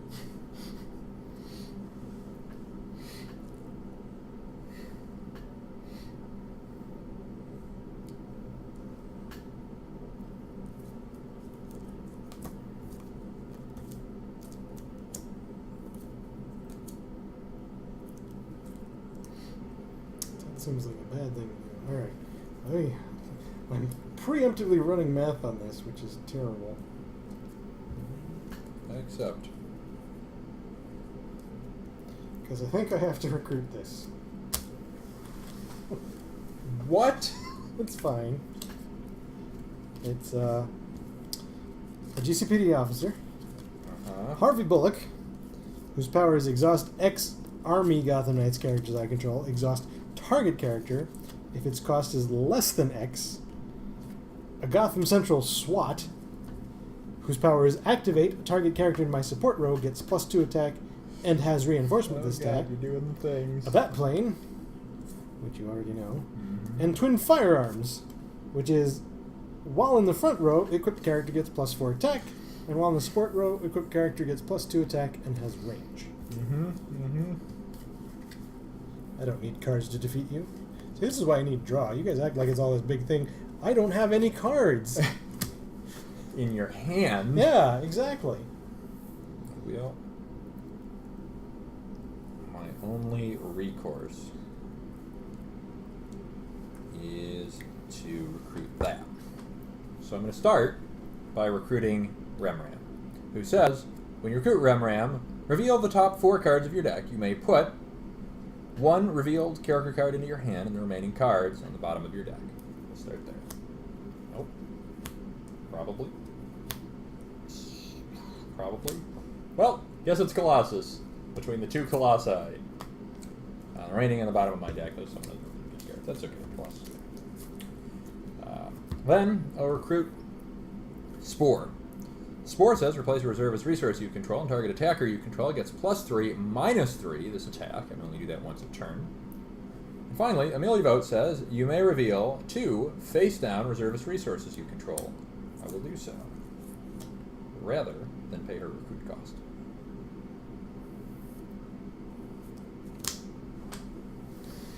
And I need them to all be able to attack, so they all go in my front row. Woo! Woo! We'll even put them in order of cost. Dramatic effect. Like thus. And such.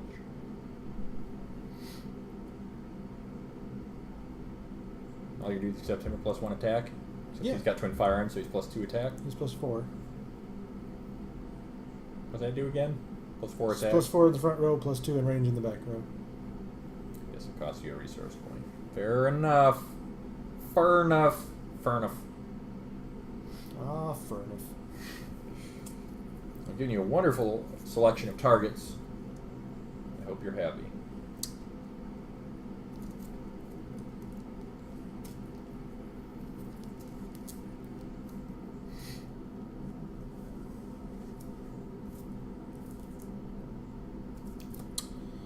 I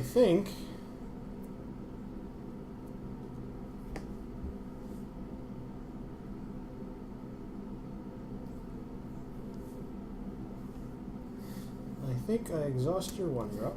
And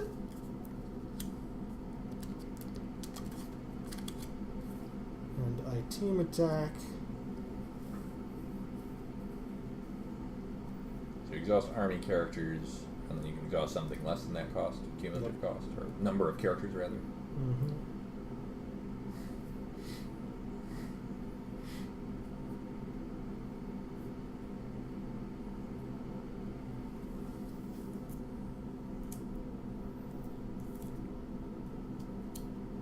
I guess I just team attack your 4 drop. That's not very exciting. Yep. Ain't a bad play. And they give attack or reinforce. Is that how they work? Both. And they give attack and just a bunch of jerks. Can they do it to themselves? Yep. Activate target character in your support row gets +2 attack and has reinforcement this attack. Fair enough. I will attempt to deal the damage with Spore to Batman. And then I will take 8 for that. And I'm KO'd, so I'm at 28.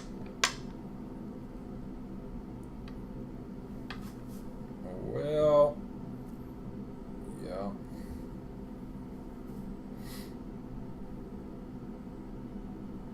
So there's a lot going on here, so bear with me. Your support row is all +1 attack under all circumstances. Correct. And that character can give a support row character an additional 2 attack. Correct. one card in your hand. Correct. Boy, my math is so good right now. Well, sure ain't perfect, but the right play is to have Joanna attack your 2-drop. Yeah. 2-drop.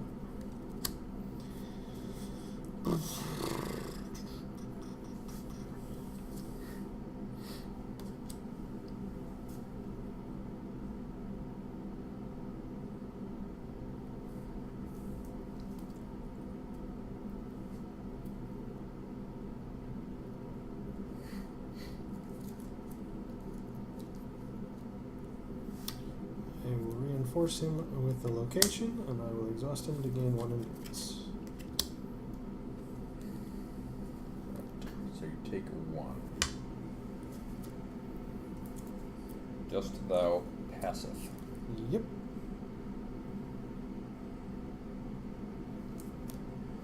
I'm gonna attack your bat plane with a melee bolt. Okay, to return.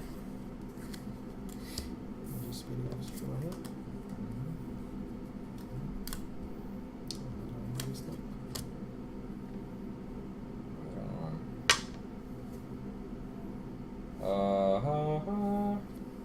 Yep, got nothing else on my end.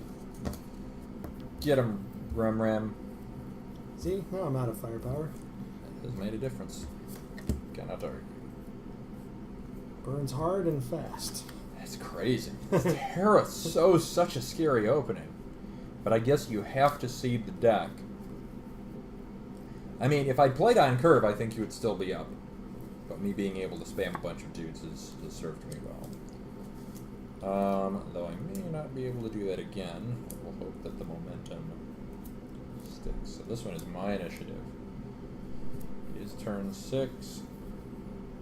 I think I have to go on curve this time and bring out Harry Delgado, as it is my initiative.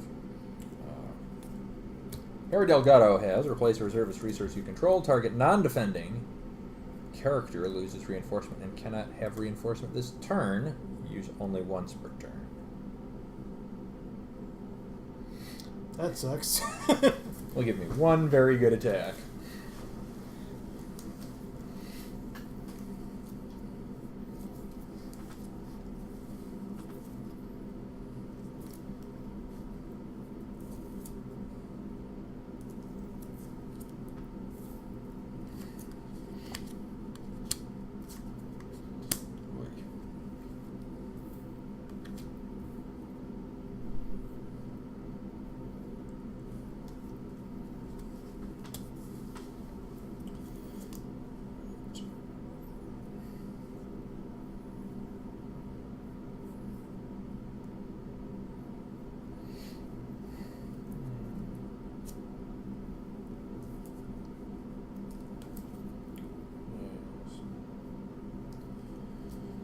Yes, indeed.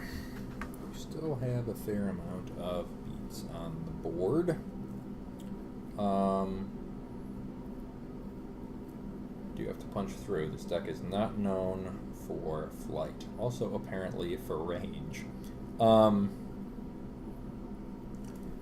So my opening attack must be, and I actually have to use Delgado's power first, which I will do. I will replace a reservist resource I control, and I will replace...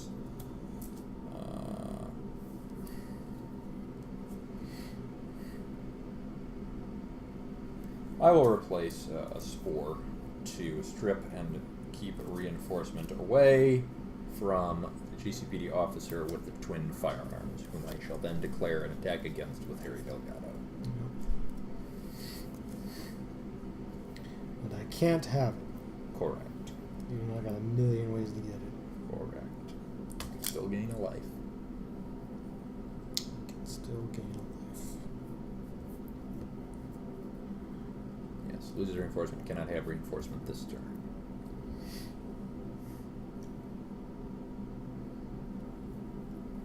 I may only do that once a turn. If you have a way to stun your own GCPD officer, for example, that would spoil my scheme.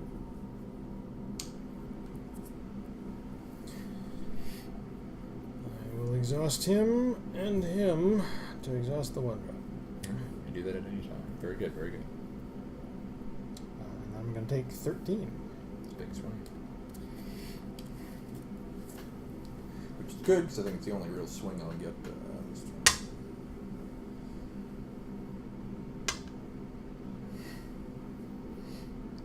And we three are going to attack the 3 drop. Yep. Yup.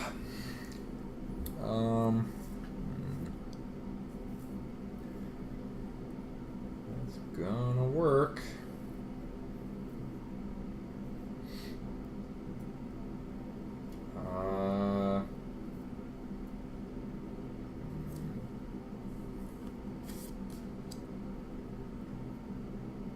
Actually thinking about sending GCPD officer in front of Harvey Bullock.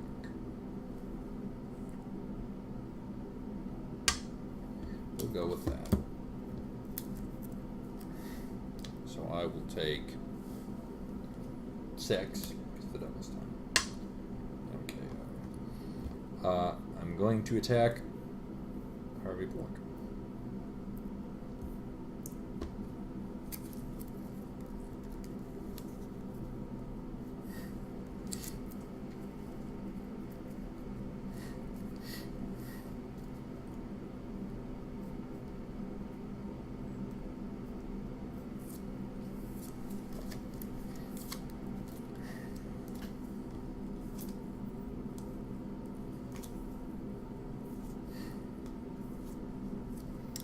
Guess I'll give him +2 attack and reinforcement and gain 1 life.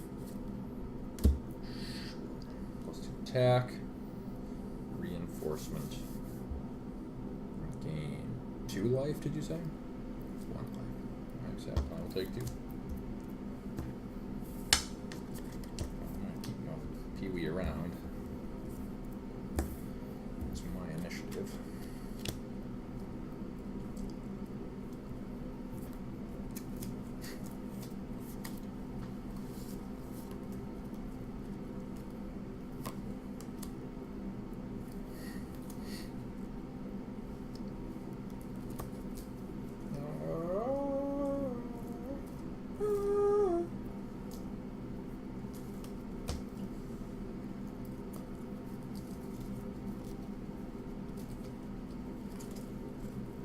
Pardon me.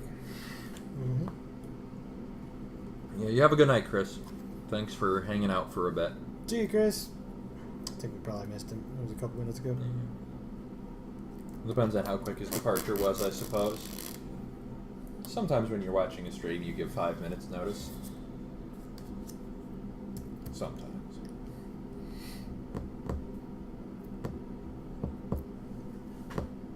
Apologize, I am a little low energy myself tonight.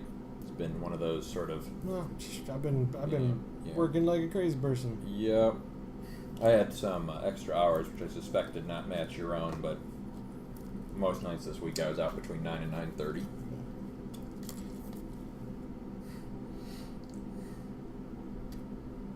Busy but exciting times, as always.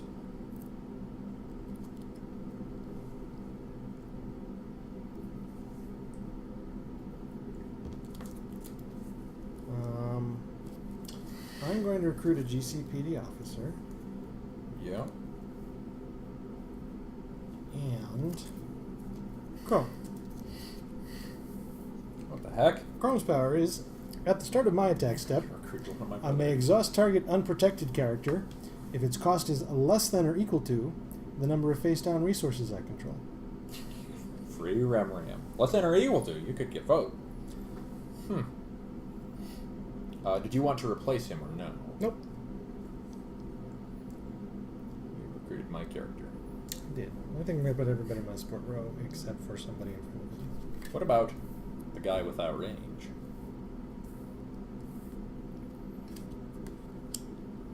Oh God, what a terrible situation.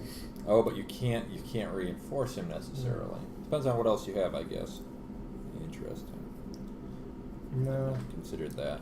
He belongs here. He belongs here. Alright. Is that a line formation? Like Right. So I am going to reboot Colossus. I'm sure you are shocked.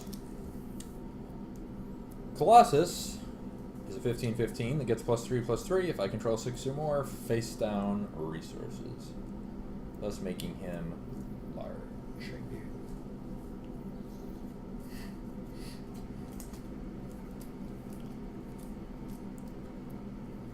As a reminder, it can fire Harry Delgado's power at any point. Yep. Which I did not realize until about 7 seconds ago. God, I just got a clever Colossus, eh? Or get the attack off the board and kill Colossus. I don't even know if I have enough. It's kind of close. You probably have enough. Well, does I guess Chrome can't team attack. 1, 2, 3, 4. So these guys get +2 attacks. So they're actually equally valuable if you fire their power or He's not. +3/+3? Yeah, correct. 18 is very big. He's a very big dude. I think I better just go for the 6th job. I can't have this not work. Sure. So that's going to be with Batman. It's fine. With this guy.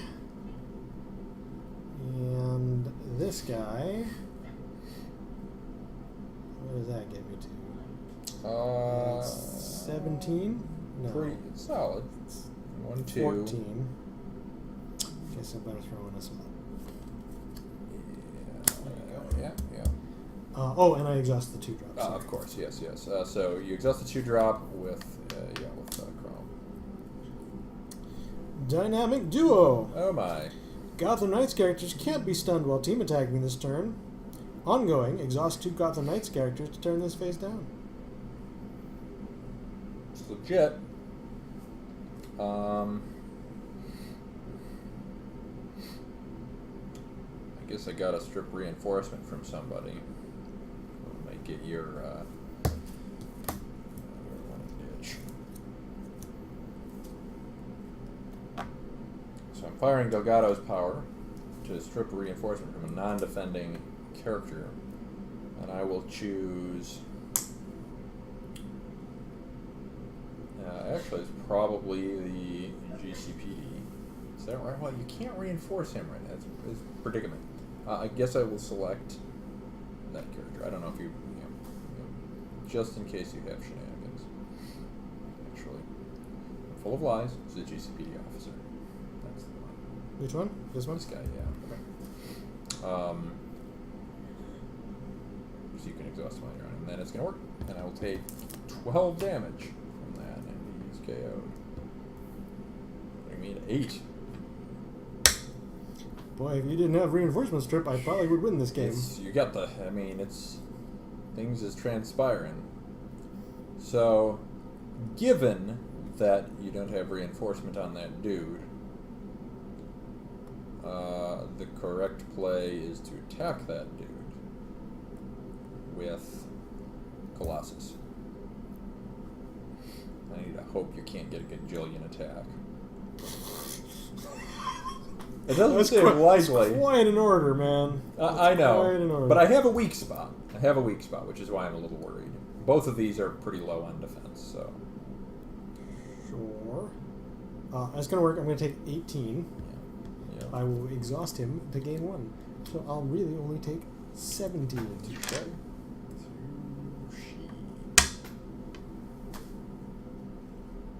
I'm going to take the 1 drop. Yeah. That's an option. That's an option.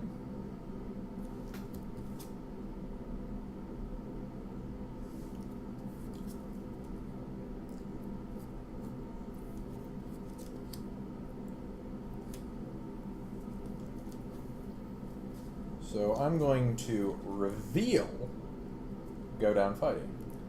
I'll read the first part second. The second part is reveal go down fighting from your hand or resource row. Whenever a Brotherhood character you control becomes stunned this turn, you may KO a resource you control. If you do, put that character card face down into your resource row. Then I will flip go down fighting, which gives target character I control +1 attack. This attack. And then could leave it at that. Get stunned. Pop him into my resource row. So you making a play for 8? What the frick Oh, are you no, doing over there? Not 8. Your defense is 3, right? Yeah.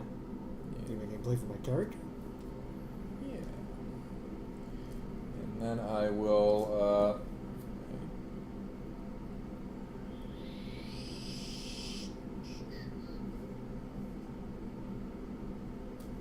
That's weird. That didn't work as dramatically as I expected. Do you not have the other one?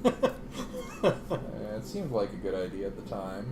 Yeah, I guess that's gonna work. So he's done, and I'll take 1. You didn't deal any breakthrough, correct? Nope. But I'll I put took him his 2. right there.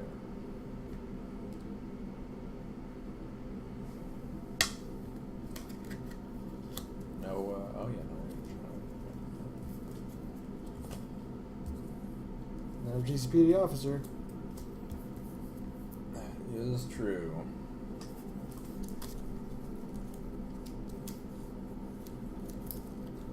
I am gonna play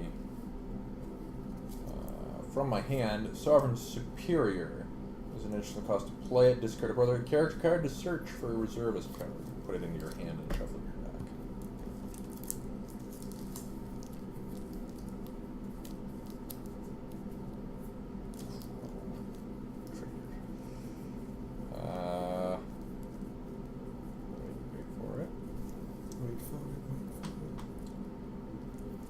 Search for my Reservist 8-drop, and then I'll put down a resource and recruit my 8-drop. I don't remember what he does. 8-drop. It's good. It's enough.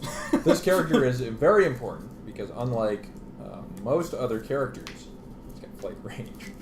He says, Leader, whenever a character adjacent to Magneto stuns a character, target opponent loses 1 endurance for each face-down resource you control.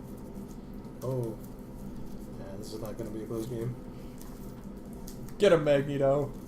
You can only put him next to one. I mean, like, yeah, it's probably that. You get to hit through Amelia, and I just try to kill you. I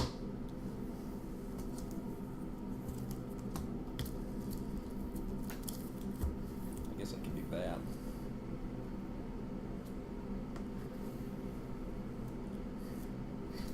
Thus is my formation. I can't strip reinforcement anymore, but I've got Magneto magnetoing. Going to help. It's going to be important. Without Magneto magnetoing, this is less of a sure thing, because you get rid of my reinforcement stripping ability.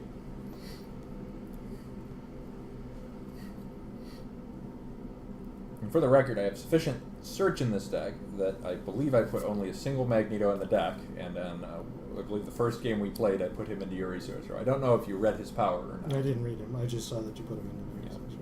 But he's the big... We should put him into my resource row? Oh, I don't have anywhere near your resources. That is Never mind. also true. That is a foolish thing I started to say there. Well, you might have played differently had I done that. Oh, that would have been horrible. I'm going to recruit twin firearms. That would have been horrible.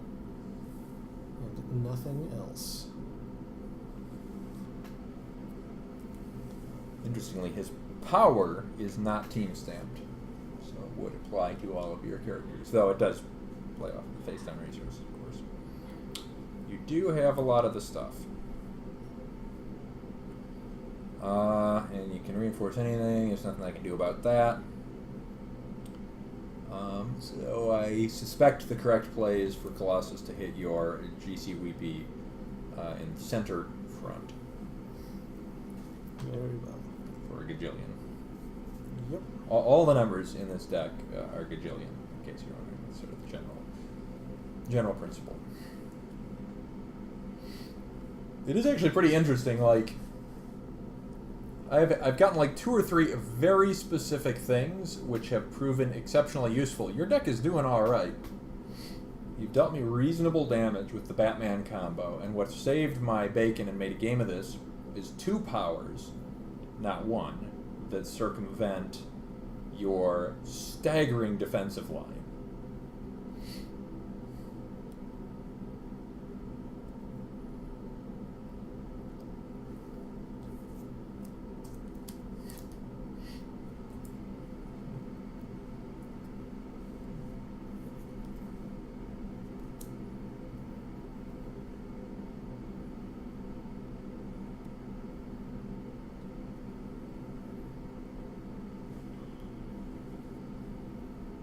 Boy, I gotta hope you can't get to Magneto.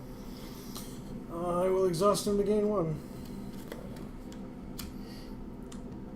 So it is a net loss of 8, which puts you precisely in -4. 1 for the stun of the character, plus 8 based on resources. Oh, Christ. You were at 4, you are at 4. There's a negative next to the 4.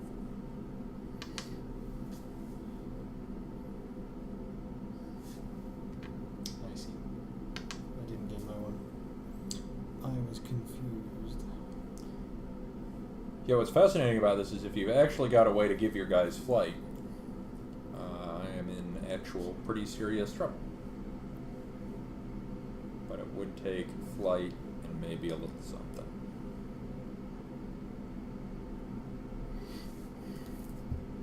God, it's close. Alright. That's terrifying. Batman attacks him with a vote. That is... The GCPD officer gives him +2 attack and reinforcement this attack. I power him up. Interesting. My attack is 10. Yeah. Against vote. I guess you just reinforce. Well, yeah, I guess that's true, because I have a negative. That's relatively boring, It is boring. but you're right, that's probably the correct play. So which that's is a not the little play I sad. make. Because that ends the game with me dead. Yes, that is fair. That's funny, I was doing the same math you were doing, like, well, if I attack back, but you can reinforce, how does that go? But no, I would just reinforce. That's interesting, and I concede to the general lameness of that, but it is the correct, Wow. it is the sure thing, is that I would exhaust my 8 drop to reinforce my 2 drop. Wow. Haseth thou plan B?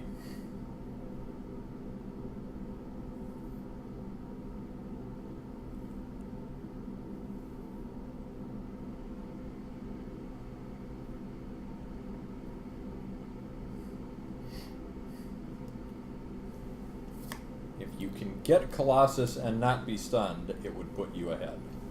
But if Colossus gets you and stuns someone back, I can't. take The an problem additional is. The problem is.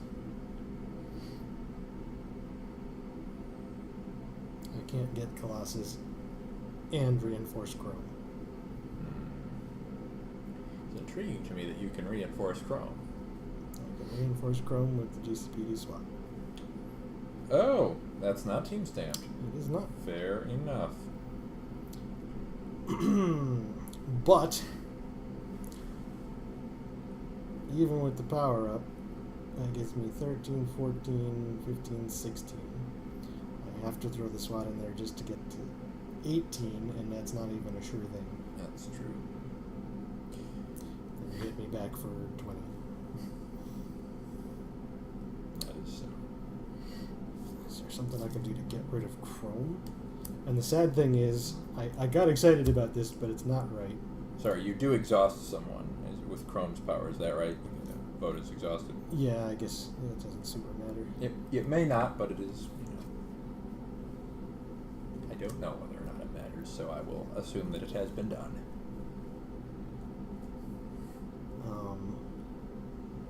Batman is my best play. That's so funny. I've lost this game by 1 life. Does that mean it was a good game or a sad game or both? What shenanigans have you got over there? Game 4 life. 4 life. That puts close as I make it. Yep, interesting. Yep, and then you can reinforce anyone. That's kind of funny. That is actually kind of funny. I guess I lost by 4 life. Sure. Yeah, I mean, the correct play in this context, since you can reinforce anyone, is to just attack your 2-drop in the middle back, for 2. I mean, well, the attack is for 20. But his leader power, of course, does not fire. I'll reinforce him with this and exhaust him for 1 life.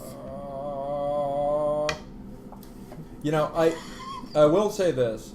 That actually made a pretty compelling case for your deck, because if I had not gotten Delgado, you would have a lot more life right now. 26 more. Yep. And I would still be at 7. Now, I can tell you exactly why this game went so dramatically in my favor. It's because you missed 2. That's true. Otherwise, I probably would have ended a turn or 2 ago. And that is possibly so, but I think it makes the case like it's a viable A deck. No, it's a reasonable deck. And again, like Delgado, it's frustrating because yeah, it's a deck that builds to something that doesn't build to anything. Right. I mean, I enjoy it because it's annoying, and I love annoying decks. Well, I think you made such a good case for the defensive barrier. All you have to do is keep picking me apart with Batman, and you get there. This is proof that you get there. And quite frankly, if my 7-drop didn't happen to have a ridiculous boost power, bringing it to 18 defense, I had him last turn. Maybe you had me.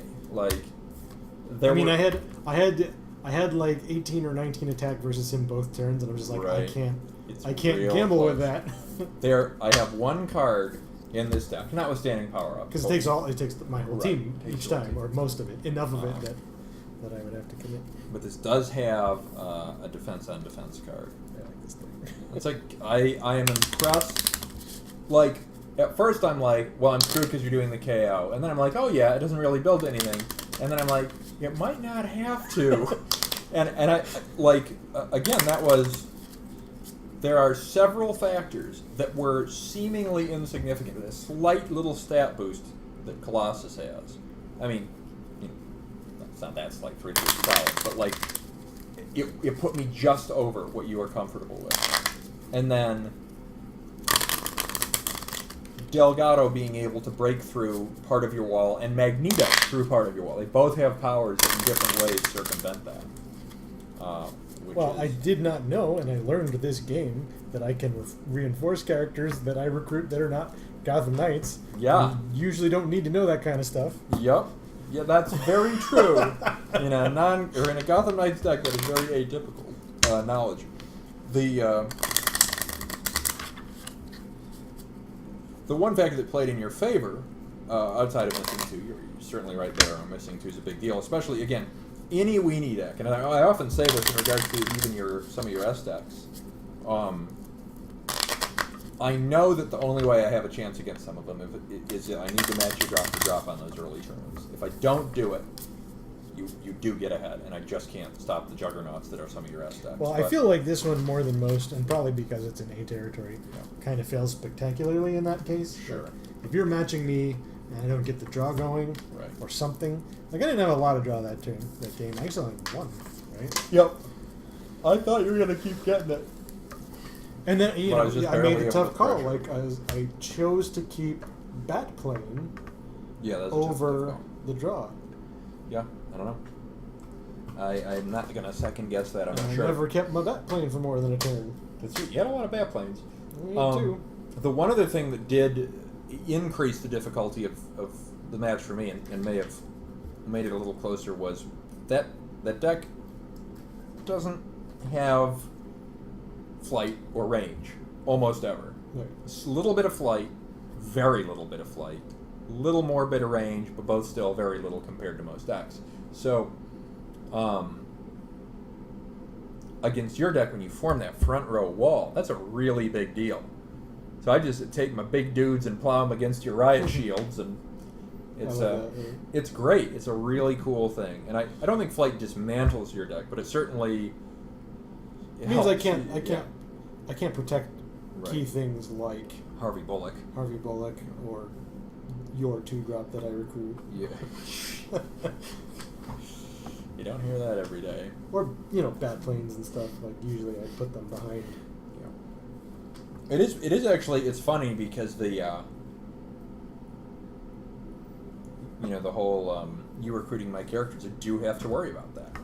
Because most of my characters that I can think of off the top of my head, like, the deck does two things, and neither is super interesting. But one is they benefit from Reservist stuff, Right. which is the more interesting of the two. And the less interesting is they're all good to slightly above average stats. Like, nobody's really weak stat-wise. So you're going to be able to recruit a competent on-drop character, and yeah, their power you probably aren't going to use, but, like, I'm probably going to give you something you can use. Like, in other decks where there's replacement, there's usually a good chance I'm just going to give you a team-stamped plot twist that you won't be able to do anything with. But in this particular case, I'm going to give you stuff. And you made a very funny observation where you're like, well, if we got an 8 and I had the Magneto, like, really terrifying. Like, I could actually give you a high-level drop with the Brotherhood deck, which could dramatically affect the nature and the way that you play in your deck. I might have to deal with my own stuff. Right. Well, especially on 8, because most decks probably don't Right. have 8-drops in them. Right. At least most of mine don't. Right. I do have them, but they are uncommon. I have them because they're, and when I say I have them, I mean maybe a third of my decks. So it's still, I don't believe it's a majority, but I like them because they're goofy. They are goofy. And I have to admit that there are more games that I draw them and they never see play than them seeing play. But I like them because they're goofy, and some of them are goofier than others. I think, as you know, my all-time favorite is Sentry. Sentry is my favorite 8-drop. Oops, did I throw that into the sun? Is he the one that goes away and something else goes away, Yep. and then he comes back? And then he comes back. But what's doubly funny about it is, as an 8-drop, I mean, it is a good power, but there's a certain comedy to the fact I bring my 8-drop, and now he's gone. Yep. And yes, I get to pick something of yours, but there are like he doesn't even really use his stats. He's like picks things up, takes him away, and then at the end of the turn he comes back. So I don't even get him in the combat phase. He's not a wall. Just Let's see. I I don't have remember what deck he's in. an 8-drop Insanity, and a 9-drop. And a 9-drop. I have no 9-drops. I don't think I have a single 9-drop. I have an 8-drop. I have 2 8-drops Yeah. in Superman, and Right. a 9-drop. I actually have 2 8-drops in Darkseid, and I don't think I've ever played either of them. Is that right? Yep. Have I seen them? I'll give you a hint. They're Darkseid. Oh, I don't know if I've seen your. Can that be? There's no way I haven't seen your 8-drop Dark Sides. I can't think of them. I think one of them for sure I have never put into play. Really? And How one of them amusing. has probably come out a few times. Right. Well, one of the problems with Darkseid is his 7-drop is so 7-drop is good. amazing. Oh, It's 7-drop. hard not to recruit another 7-drop. No, that's kind of an irony. And his 8-drop is like circumstantially amazing. Right. If I've built to the 8-drop right, he's like a Awful. anti-monitor. Oh, I don't like anti-monitor. Chris and his cursed anti-monitor. Yeah, so you get a couple of decks, but they're pretty choice. 9-drop Superman's is so obnoxious. Oh, so obnoxious. You gotta do a lot to get to him. Boy, he is, I think that's a deck that never gets to. That deck Yeah. rarely gets to 8. Is that your straight Superman deck? Yeah. I mean, it is a strong deck. If you try playing him up a tier, maybe you'll see 8 and 9 more. Maybe. I don't know if they can. They might be able to. I don't know. They're close. They're on the fence for sure. Yeah. Trying to think if I got any other 8s. Nothing's coming to mind. I mean, obviously Monel. Monel's an 8-drop. Yeah, that's true. That's yeah. So you got like 4. Yeah, I got. There's an 8-drop in Revenge Squad.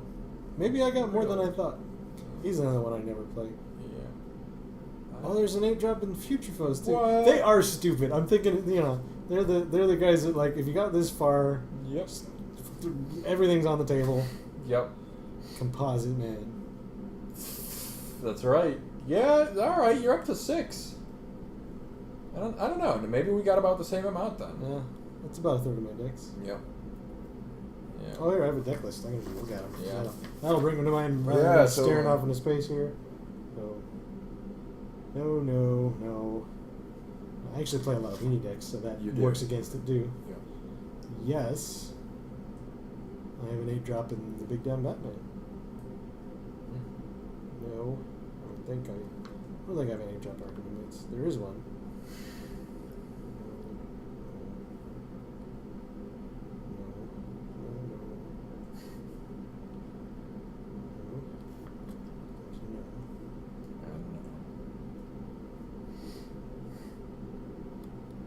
It's funny. I think, and now the more I think about it, I'm like, I wonder if you've got more than me. I think that's it. I think I listed them all. Is it 6 or 7 then? Yeah. I'm trying to think if I've got some that haven't seen play. I did get to play Magneto today.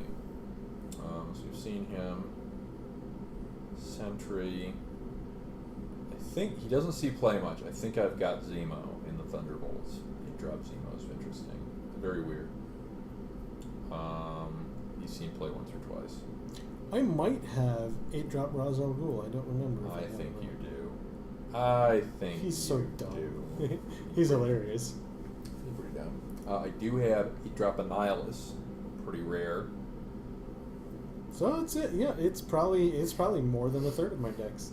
You don't think about it, but it's like it's. Well, they don't see play. Yeah, they They never don't see play. never get. But you put them in because they're that little lottery moment where, like, some of the decks rely on it more than others. Like, I wouldn't say Superman relies on it. Superman has means to get them, and I feel like I've seen 8.